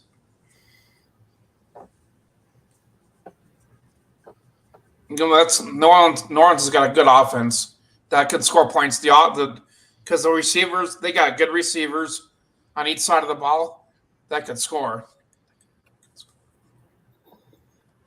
All right, Brendan. Is Arthur Smith still the Atlanta Falcons head coach? I believe so, yeah. I haven't seen any firings. Yeah, he won't be Black Monday. This is for the division. If Tampa Bay does somehow seem to lose, the winner of this game gets to the division. So both teams are going to play their starters, but no one knows how to run Atlanta's offense. Right. So I think New Orleans will be able to win. But yeah, I mean, it could be a 9-3 game for all we know. It very well could be. We've seen that in this division. Matt. We'll talk about another team that thought they were right away going to go instantly to the playoffs and make it deep into the playoffs. Hey, man, we got Carr as our quarterback now. We are the team to beat in the NFC South, and it's not going to happen that way. I mean, you might get into the playoffs. You might squeak in here with a win over Atlanta, but you're not going deep into the playoffs. And Carr's beat up and he looks like the Raiders quarterback Carr. He's nothing different. I'm not impressed so far with his ability. He hasn't showed me anything different that, the Raiders were underutilizing him. But I still think they're going to get it done. They're going to beat the Falcons, Saints win this one. Probably like Brendan said, it's going to be, a game of field goals probably. Grayson, do you have any hope that this one gets over a combined 10 points? Again, another just a depressing game that's just not going to do much. You know what? Everybody's picking the New Orleans Saints. Give me the wild card. I'm going to take the Falcons just because, hey, you never know what could happen. It's New Orleans' game to lose, and let's be honest, this is kind of the game that's going to go either way. So, I'm taking the Atlanta Falcons. Yeah, and I'm taking the Falcons as well. The Saints will be without Alvin Kamara, who got hurt. I'm pretty sure he's going to be out this week. Their offense, even with him, has been hot and cold, more cold than hot, usually pretty much lukewarm, maybe not even room temperature warm. So give me Atlanta Falcons. At least when they've been on fire, they've actually kind of been on fire and doing good. So give me them. Might be like something like 14-10. I won't expect too much. Ooh. So Brendan, we'll start with you on this one. EW's own Jacksonville Jaguars taking on the Tennessee Titans. Who do you think wins? And I think if Jaguars win, they are the champs. But do you think they could lose this one? And I'm not saying because I know you have a Tennessee Titans blanket. No, I don't. What are you talking about? You did at one point. I know it. I've seen it. I still do. I'm going to go with the Titans. I hope they play devil's advocate and they beat Jacksonville and knock out Jacksonville. I don't even think Jacksonville makes the playoffs if they lose. I think if they lose, they're out. I think they can only make it if they win. I think actually if the Pittsburgh Steelers lose, I think they do make it in based off of record. But I said last week that I have Houston winning the division. So Houston wins their game, Titans win their game, and beat Jacksonville. Matt, you share similar sentiments? Yeah, I think we're going to see in one of these games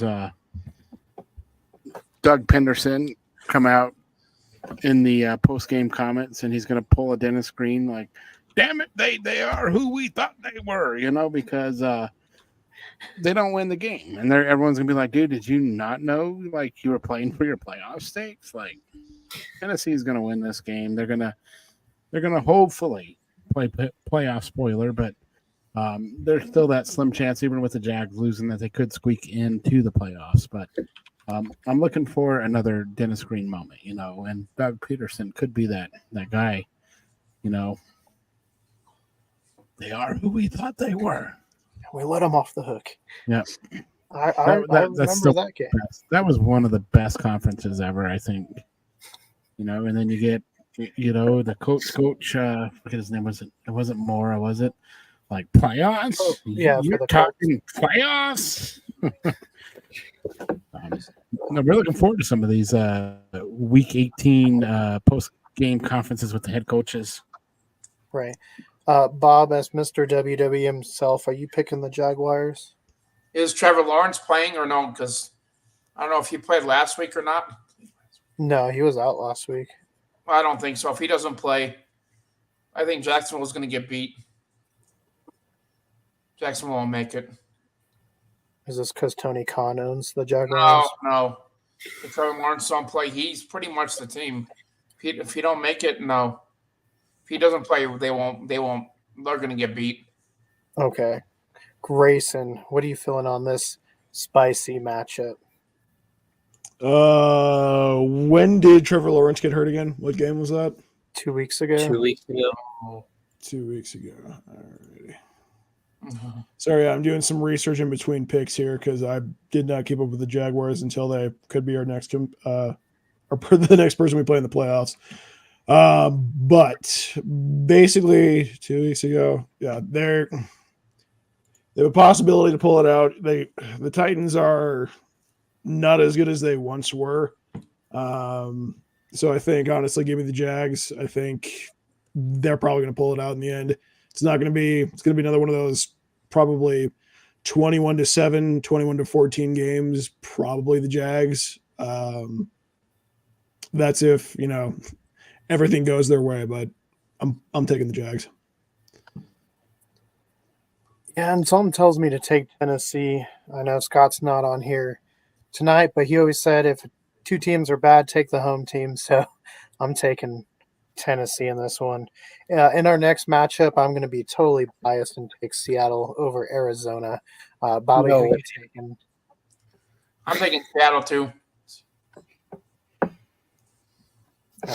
Matt's frozen. Let's see.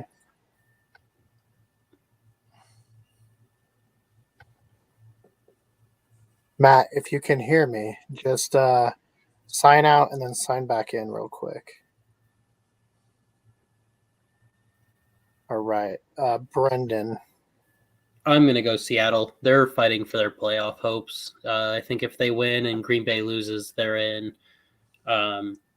So they'll need a little bit of help from your Bears. But I do think Seattle will be able to beat the Cardinals. Grayson. Oh, you're on mute, Grayson. Here's the way I'm going to put it. I was watching one of the reviews about the Cardinals game against the Eagles this weekend. I forget, it was like one of the Fox Sports cast channel or shows that said the Cardinals are not, the best team, but whenever they play hard. And I honestly think it'll be a battle for Seattle, but give me Seattle. I think they'll pull it out in the end because if they really want that playoff spot as bad as they say they do, they'll pull it out in the end. Right, and Arizona is a feisty team. I do think Seattle pulls it out. I think it'll be a fun game to watch, I think. At least both teams in the 20s, I believe. Matt, as well, he texted. He said he will be taking the Seahawks. This is true. I didn't rig it. It's right there. Hold on. Give me the Seahawks. I didn't rig it. It's true. All right, so let's see what the next matchup of the week is. Oh, and, speaking of those Chicago Bears versus the Green Bay Packers, give me Chicago. I think they're just on a hot streak right now, and they want to keep it up. I feel like the team has kind of rallied around both Justin Fields and Eberflus, and we saw it last week. The fans were chanting "Keep Fields" or "We want Fields" during the game. And, I think perhaps they're tired of Green Bay and, the "I own Chicago" chants by Aaron Rodgers. So give me the Chicago Bears. But, Grayson, who are you taking? Oh, I'm taking the Bears.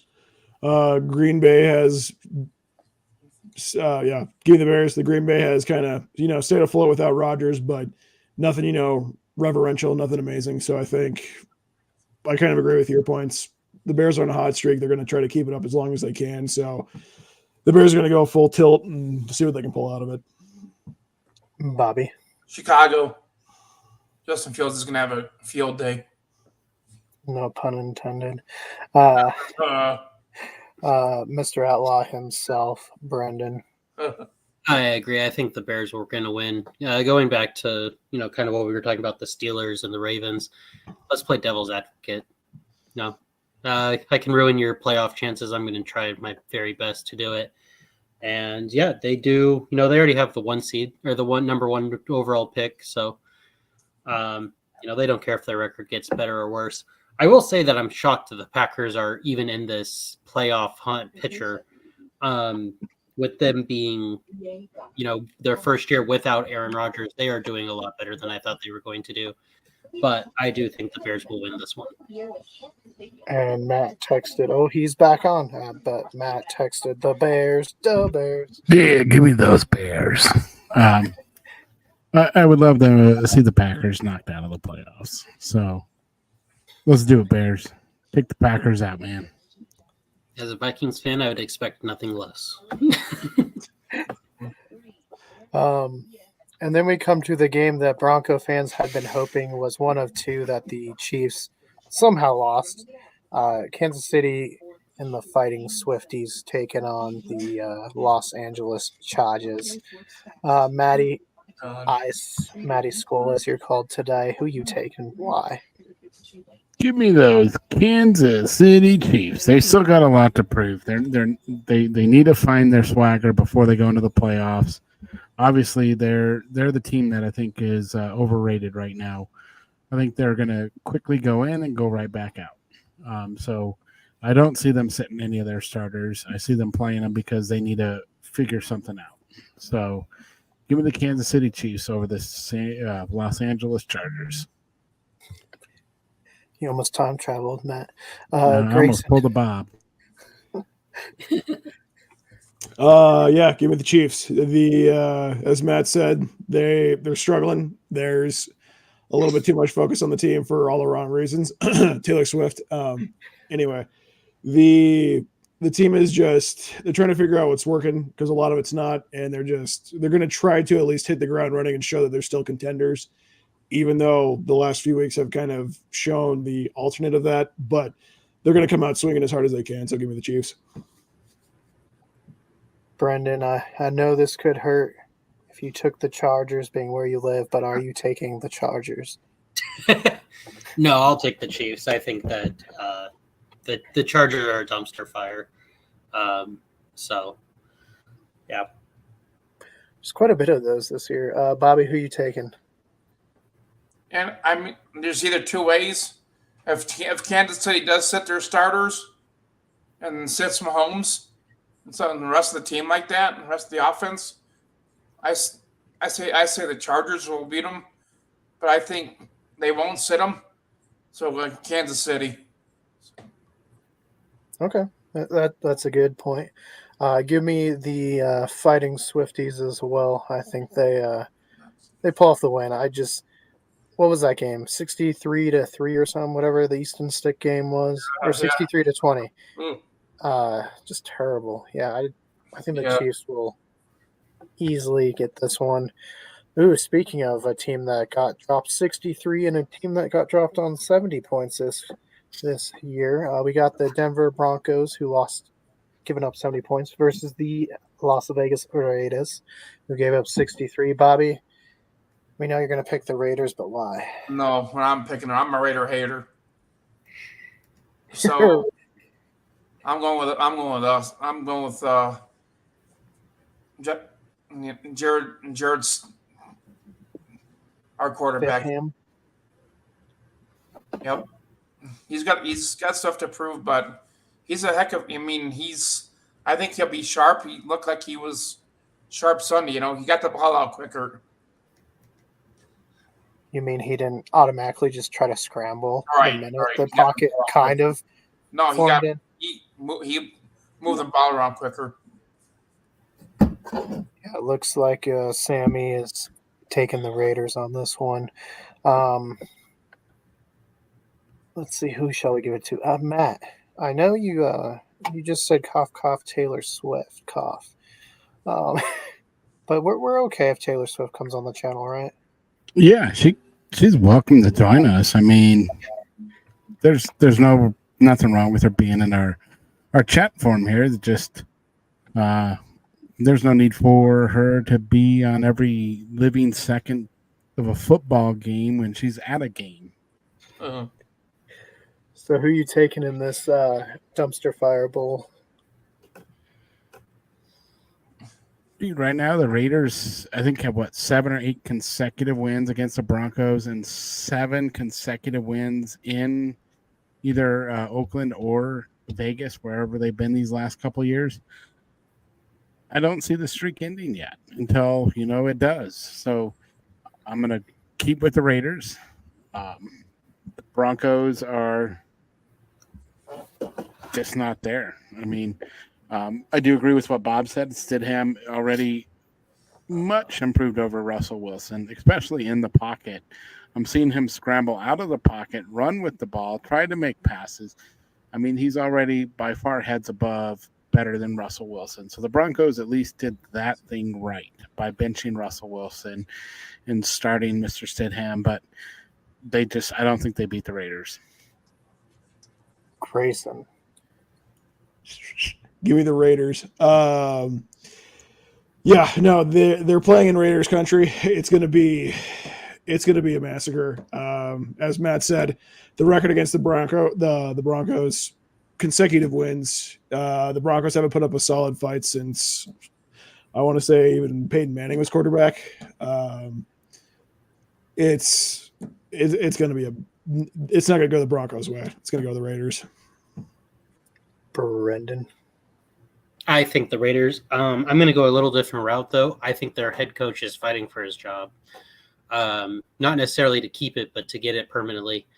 I think that team has rallied around him, and he wants a year under his belt of showing that he can do this. And I think knocking off another division opponent, 2 weeks ago, he was able to knock off the Chiefs. And now this year, he's going to knock off the Broncos, and that will solidify his. They'll take that interim off his head coaching title and just make him permanent head coach. Yeah, give me those Raiders as well. I know the Broncos played a little bit better last week, but it was against the lowly Los Angeles Chargers. Raiders are playing pretty good outside the 1 week that they just look pretty terrible. But I just brought a new Broncos hoodie, $59. Why'd you spend $59 on it, Bob? it was nice. It had Nike on it. So you spent $59 on Nike, not the Broncos. Same, they had Broncos on it.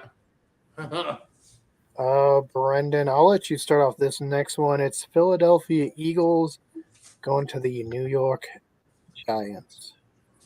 Remember, we did get kicked out of that stadium, so if you want to factor that in at all, feel free.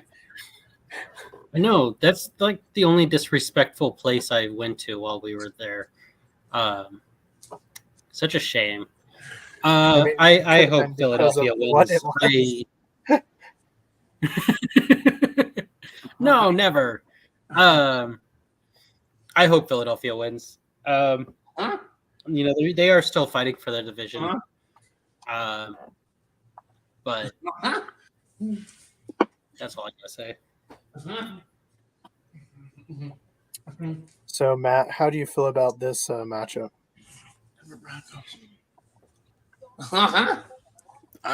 Man, they lost to the Cardinals. Like, who does that? Oh, the Philadelphia Eagles do. And the Cowboys. And the Cowboys. Yep. Yeah, I think the Cardinals were undefeated in Pennsylvania this year as well. Yeah, I mean, that's just crazy. No, this is where it gets to be where you're at again. The Giants play very well in those divisional games. Any team, we talked earlier about it, we talk every week about it, just the divisional games are always the best because these guys know each other. They see each other more than anybody. I think the Eagles get something going again tonight, this week. They beat the Giants, but it's going to be, a nitty-gritty battle to the very end. It's not going to be a beat down. anything like that. It's going to be a good old-fashioned football game. Not high scoring, not low scoring. Give me a score right in the middle, but both teams are right there. All right, and Grayson, what about you? Pretty similar to Matt. I honestly think Eagles will pull it out in the very end, but it's going to be, they've been making dumb mistakes. They've been making not, Super Bowl worthy, attempts at the, postseason. So I think it's going to be them trying to, whip themselves into shape, but it's going to be four very long quarters of football for the Philadelphia Eagles, but I think they'll pull it out. Bobby? Philadelphia. They'll put on the end. There's not Super Bowl material. Looks like Sammy just ordered something. Did he order the hoodie? Sammy, did you order a Broncos Nike hoodie? No, he ordered Bob the hat. Raiders hat. Yeah, he was talking about a silver and black hat or something like that. And then Bobby said, yeah, I just bought it. Do you know Sammy? No. How does he know where you live? You don't. Bobby talks about where he works all the time. Maybe Sammy's sending it to the store because Bob just told us many times he works at the Castle Pines King Supers doing carts. Yep. So Sammy could easily have looked that up. I don't know, but that's great. That's why you don't talk like where you work there, bro. Like people know, and on the internet they know everything. Yeah, give me the Eagles. I don't even think I picked. I got so distracted. Yeah, Philadelphia. Here's one. I don't know who to take because they might both be sitting starters. Both have clinched. They are where they are. And it's the Rams, 49ers. Bobby, who you taking? 49ers. Brendan? I think the 49ers, I think they're still fighting for seeding. Oh, that's right. I thought they clinched the first seed. You're right. They did clinch. I messed up. You're right. They did clinch. I still think the 49ers, they're the better team. So, Bob, did you just tell Brendan to shut up? No. It's not what I felt. Dang, dude. Well, Grayson, how do you feel as we slowly start just going crazy off the rails, as they say? I mean, it sort of keeps saying the same stuff. Give me gold and red. The Niners are going to pull it out. It'll be good football, but end of the day, Niners are a better team in my opinion.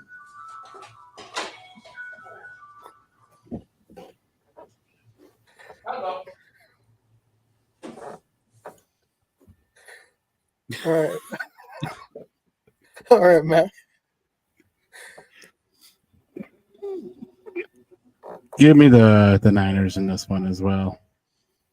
Not really sure why. Just Niners feel right with the pick in this one. And I'll just say the Rams for the hell of it.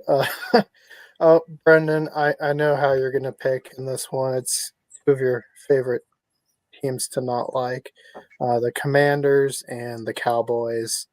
I feel like I know where you're going to pick, but who are you taking? Commanders. All right, I was right. Grayson.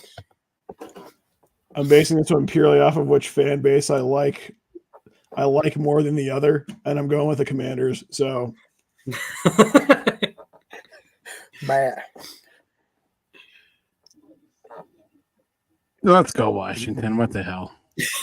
Give me those Commanders. All right, let's do it. I'll do it. Clean sweep. Give me the Commanders. If they win, we'll call it. And then here we go. Final one, and we can get to some more fun talk. Buffalo, Miami for all the marbles, as they would say. Brendan. Well, Bob almost had a fight with that vacuum.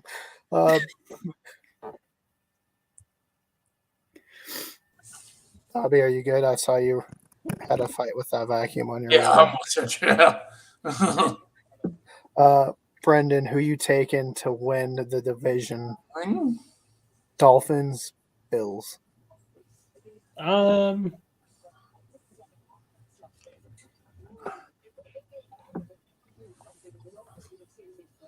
going to say the Bills. They're hot. Go with the hot hand. They'll probably sizzle out in the playoffs. But I do think that they will be able to beat Miami. And didn't they beat Miami earlier this year too in Miami? So, or I guess it's in Buffalo. Sorry, this time it's in Miami. But I think they're the hot hand. So, Grayson, what about you? Yeah, give me the Bills. I think that Miami has lucked out on a lot of their wins. Not saying that the coaching staff and the players aren't, there, but I think the Bills are just a better team.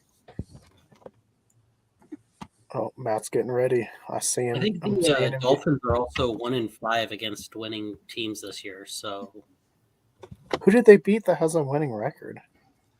I don't know. I'll find out. Well, speaking of the Dolphins beat the Broncos 70-20, right? Yeah. And then they got dog walked by the Ravens. Like, what were the Right, Ravens? I was wondering that too. I was like, what would happen if the Ravens beat or played the Broncos? 100 points. Give me it. Matt, are you ready? Picking. You're going to take our boy Josh Allen from the University of Wyoming, or are you taking the modern wide receiver goat Tyreek Hill? Oh no, man! I'm going with Allen's feeling good. The Cowboys just won a bowl game. He's gonna feel pretty confident because his boys are gonna come watch him play. He may have all the boys in the house. Who knows? Give me the Buffalo Bills to take down the Miami Dolphins. Bobby. Buffalo. Did I hear Buffalo benched Von Miller? Yeah. There's legal issues behind that, dude. So very understandable why. Oh, because they arrested him, right, or something for we domestic can't say abuse. domestic abuse. Yeah. You'll get us shadow banned. Don't say it. YouTube don't like those words. Denver. All right. No more Mike. They beat Miami beat the Cowboys. That was their one win against a winning opponent. Oh, okay. I mean, that was a good 2 weeks ago. Yeah, give me. Hey, Tyreek just won a championship, with the Castle Rock Rams, so he's fine. Give me our boy Josh Allen from the University of Wyoming. Luckily, none of our Wyoming friends up there didn't see my pick when we went and visited the Cowboys this year. But, yeah, give me the Bills. I think they win the division. Dolphins end up in the 5th seed, which is crazy to think how good both these teams are. And one's going to be 2nd, one's going to be 5th. So 6. 6? Browns clinched the 5th seed. Oh, that's right. So they drop even lower. That is insane. Yeah. Bobby, you can't say certain things. YouTube does not like it. We got to play by their rules. They are the ones that want to pay us. So, unfortunately, we got to play by what they say. We're good, I promise. We're not hurting your rules, YouTube. All right, so that's our sports picks. Let's get to some fun talk, and then we'll wrap it up.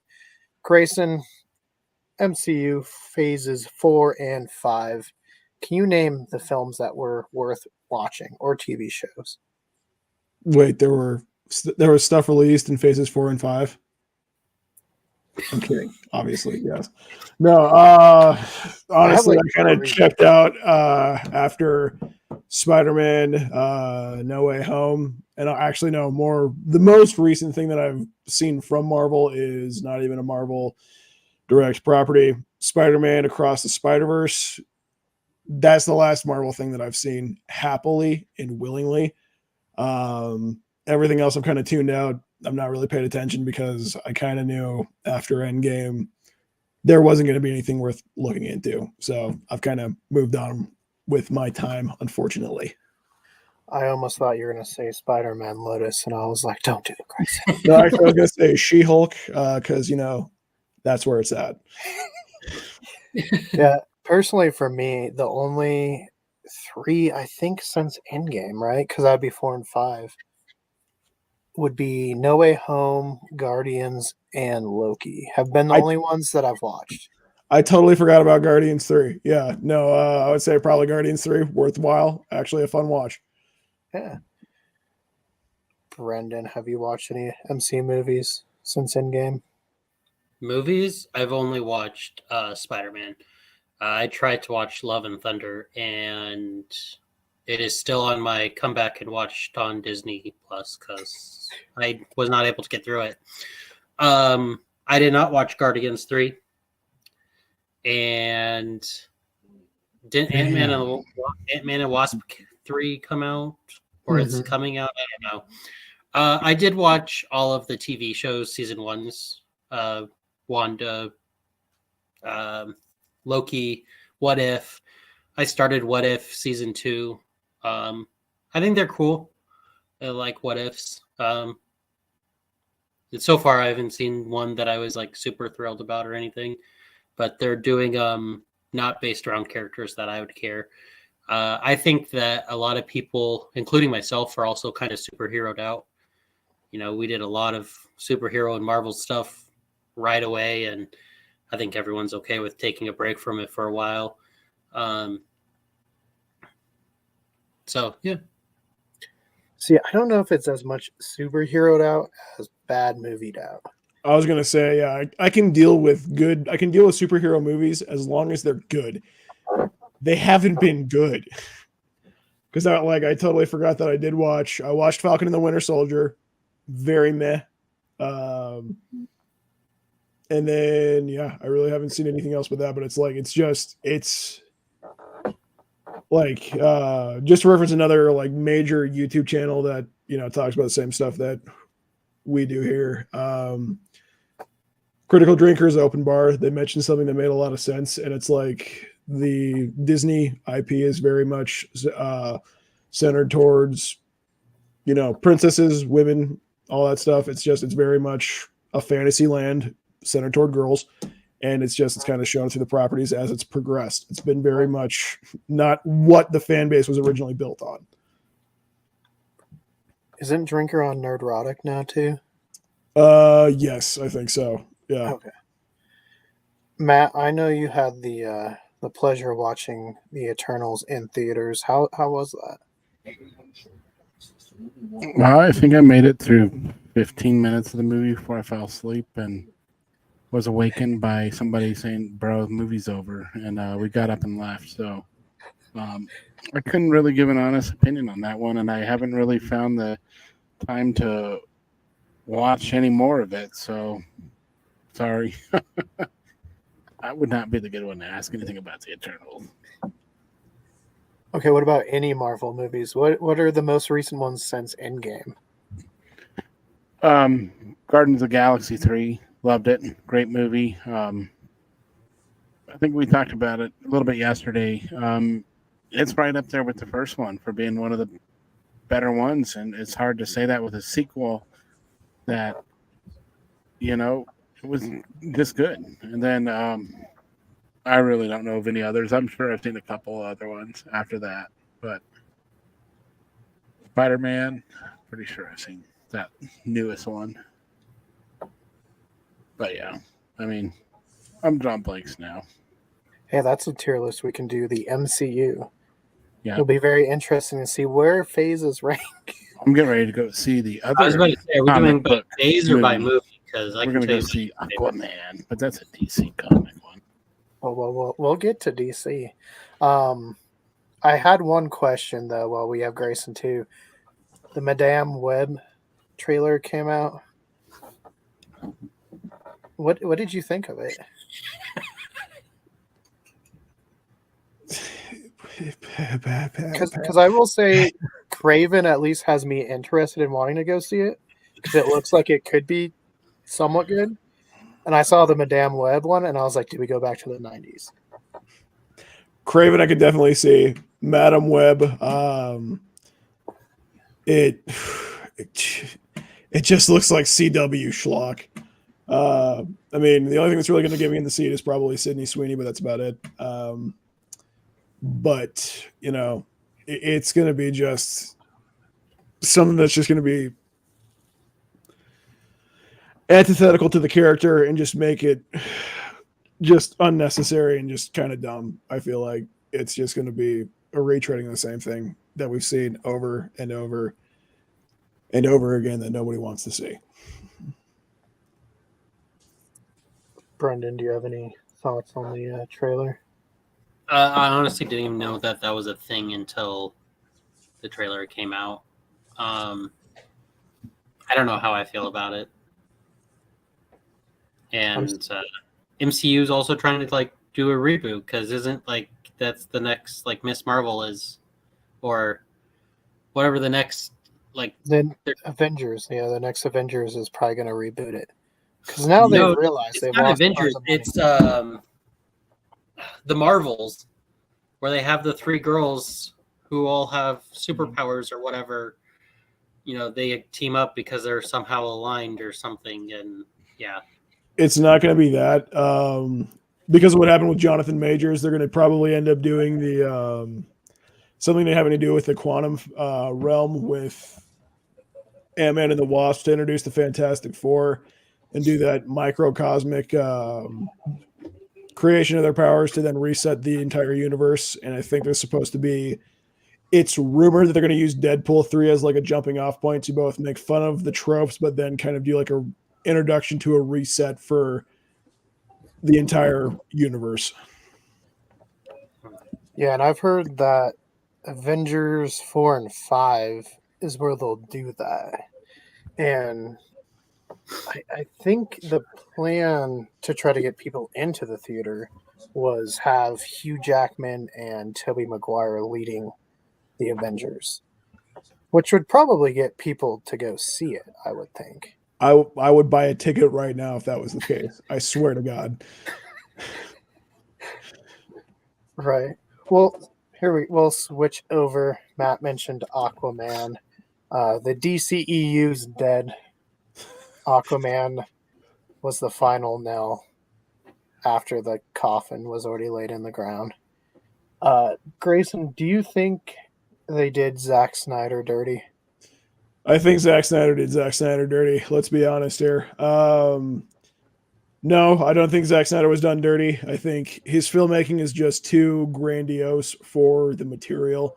I think if they were going to do something like a big send-off or something akin to something, again, that would have fit his skill, like, you know, Dark Knight Returns or something dark, gritty, and, you know, pulpy, like what he makes is, it would do great. But it was just, they put a lot of trust commercially in a man who made commercial success for the studio, not necessarily somebody who understood the character and actually, you know, made an attempt to make that character come alive on the screen. Not like what I would say, even though it might be controversial to some, like Matt Reeves, the Batman. I liked Matt Reeves' Batman. I actually just watched that again.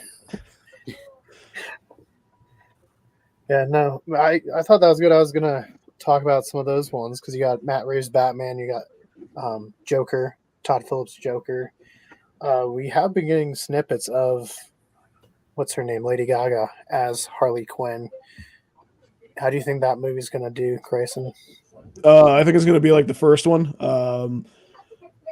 I am still kind of like having doubts because I'm really worried that it's going to go too commercial and just try to do the same thing over again instead of just try to tell a continuation of the story.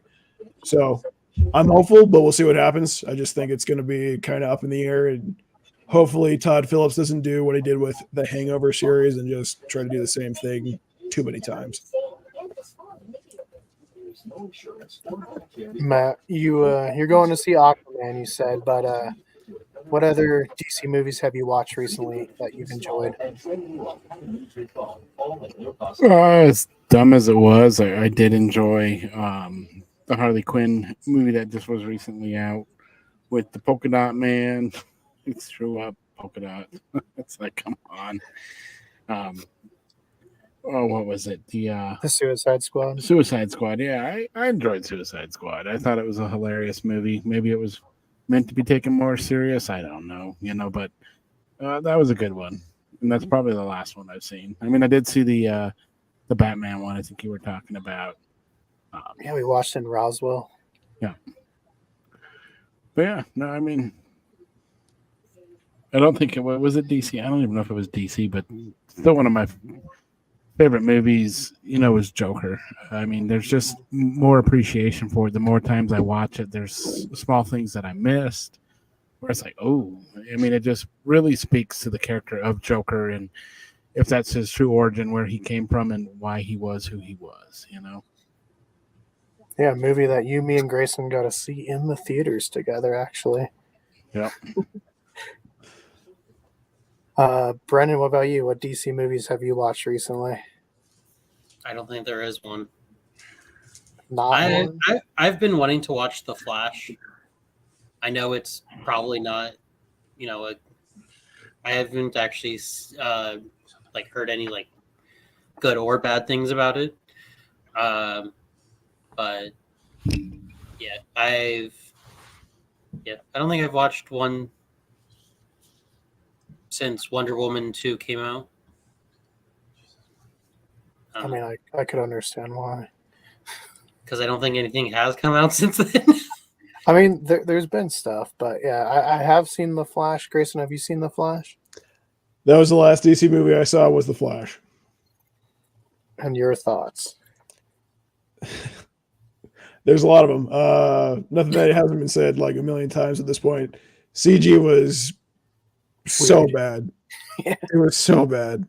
But it was purposeful. The story, dude. Don't even get me started on that, dude. Don't even get me started on that.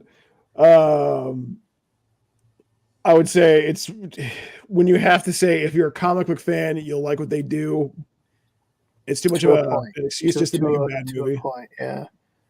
So it's like when they're doing like too many little nods, little nudges, not really actually, making the story worthwhile in the movie and just trying to just bank off the fact that you realize what they're referencing. That's not the makings of a good movie. And the name The Flash fits because the movie just goes by so quick. You barely have time to remember anything in it. I remember because I live up in the mountains and I went to go see it in the theater that's up here. I saw the movie in the theater with nobody else in the theater. It was so quiet. I was able just to be like, I talked out loud in the theater. I did everything I possibly could to enjoy the movie as much as I wanted to. And even then I'm like, this is the biggest waste of time. I kind of just want to leave because there's nobody else here. But yeah, no, I don't know. The one thing I want to talk about is that I don't know why WB is constantly banking on Ezra Miller to make the Flash work when everyone has proven time and again they don't want to see Ezra Miller make the Flash work because it's not the Flash. I don't even know how to describe it. I don't even know how I feel about it. It's just not the Flash, and it's just so weird, dude. It's just so weird. Are you saying it's Barry Jake Skywalker? No, it's Barry Jake Skywalker's. There's so many things that I want to say about it that I won't, but it's just so it's frustratingly inept is the way I'll put it. Yeah, see, I will say I watched the entire thing. I didn't hate it. I did also just try to watch Ant-Man and the Wasp right before, so that might have helped my viewpoint. Because Ant-Man and the Wasp was not very good. Three, I should say. Have you seen this new Blue Beetle or Black Beetle or whatever this Beetle movie is? I've heard that was pretty good. I didn't get a chance to see it, but it was good, but man, was it weird. It was like, wait a minute. Okay, is this Spider-Man mixed with Iron Man, mixed with Ant-Man, it was like a combination of all superheroes rolled into one. That pretty much describes Blue Beetle, to be honest with you. Like, I really did want to go see that movie, but when The Flash was what it was, like, don't get me wrong, I didn't outright hate the movie, but it was very it had me worried for how the rest of the movies were going to come out, and I just didn't end up seeing anything else after that because it just left a bad taste in my mouth, quality wise. Would you watch a free screening of Batgirl? Honestly, if anything that they say about it is true, I would definitely watch it 100%. I wanted to see Brandon Fraser at least. That would have been sick, dude. To see him as, Firefly, that would be sick, dude. Yeah, And especially if they let him do kind of like the Matt Reeves, like semi-horror, edgy material, that would be so much fun to finally see that in a Batverse family, movie, man. yeah, we'll see. We saw Godzilla -1's doing pretty good, but Japan said no Godzilla movie for a while. They want to take their time, but I think that's the right decision. We saw after what they did with Shin Godzilla how long it took, and a good product came out. Grayson, have you seen -1? Oh, I recommend. Brennan, I also recommend. Maybe we'll drive out there and watch it. We'll find a theater. All right, Matt, we're going to Kansas. We have one in town. All right, let's do it. All right, so you didn't even have to pull an arm and leg. Let's see. I don't know what else to talk about. That might be it for tonight. I think we hit quite a bit of topics. Maybe we'll do some more fan films. There's a couple that I was going to send you, Grayson. I don't know if I actually did or not. In our just let me know when and where, man. I'll be there. Yeah, we'll do some deep dives. If you guys don't know, Grayson will be actually debuting another video on the channel with our Spider-Man Lotus deep dive here. Probably next week, I think, is when that one comes out. So that should be fun. It was fun. I'm trying to not spoil it, but it's fun. The movie wasn't fun, but boy, talking about it was fun. Right, that was good. For sure. Brendan, are you going to be joining us for any burger taste testing this year for videos? I'll try. Now, what if they're in Kansas? Where would you have us go taste test some burgers? That's a good question. What? No answer? I'm down for burger testing. I like burgers.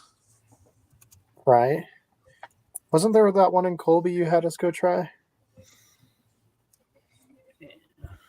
Yeah. They don't really. It's just a bar burger. It's not like anything amazing.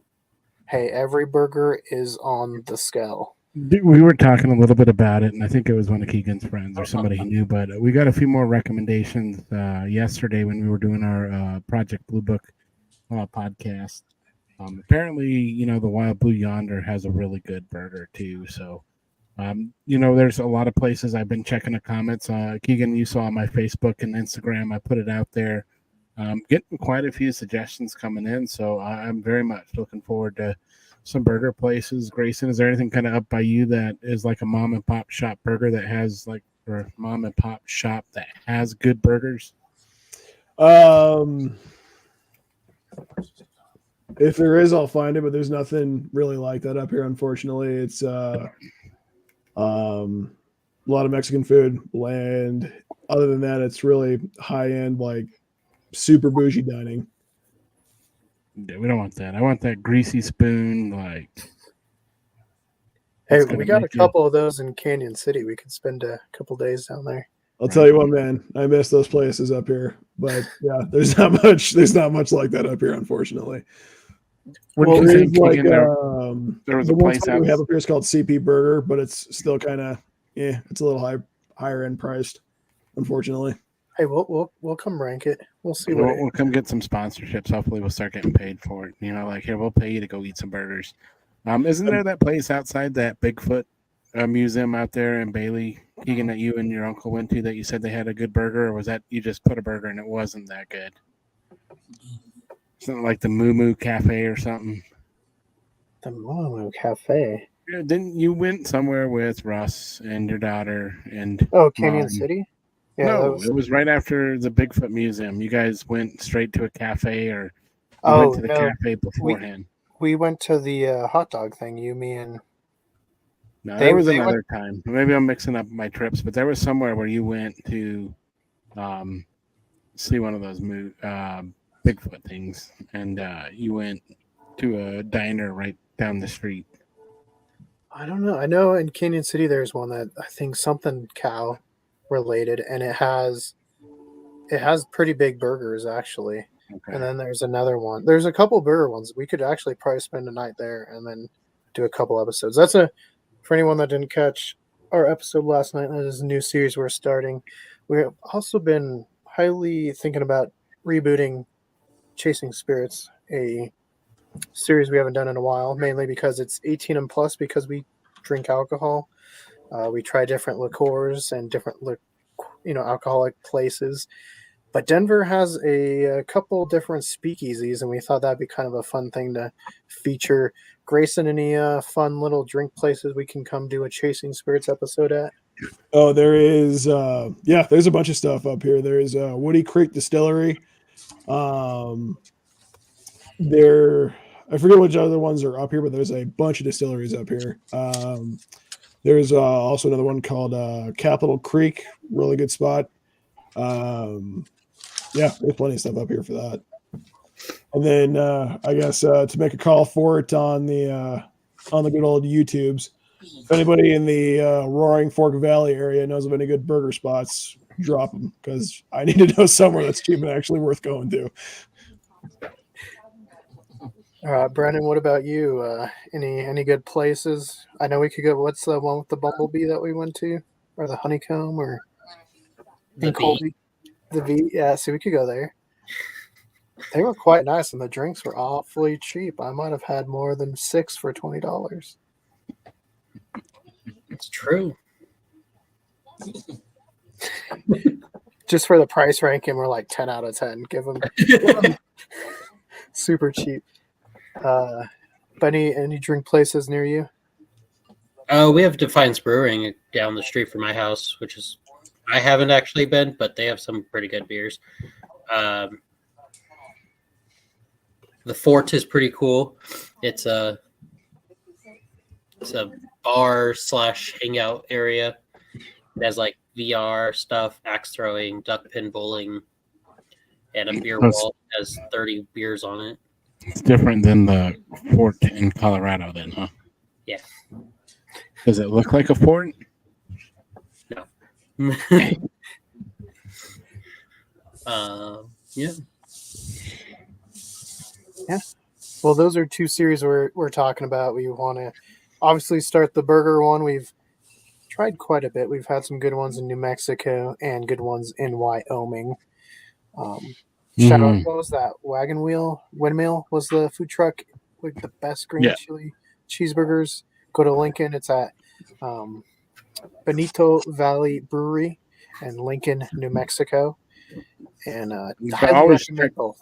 Yeah, definitely check before you go up there, though, because I believe they're very limited on their hours, especially in the wintertime. Summertime, I know they were open like 4 days a week, but check it out. And then Dwyer's up in Laramie. Wow.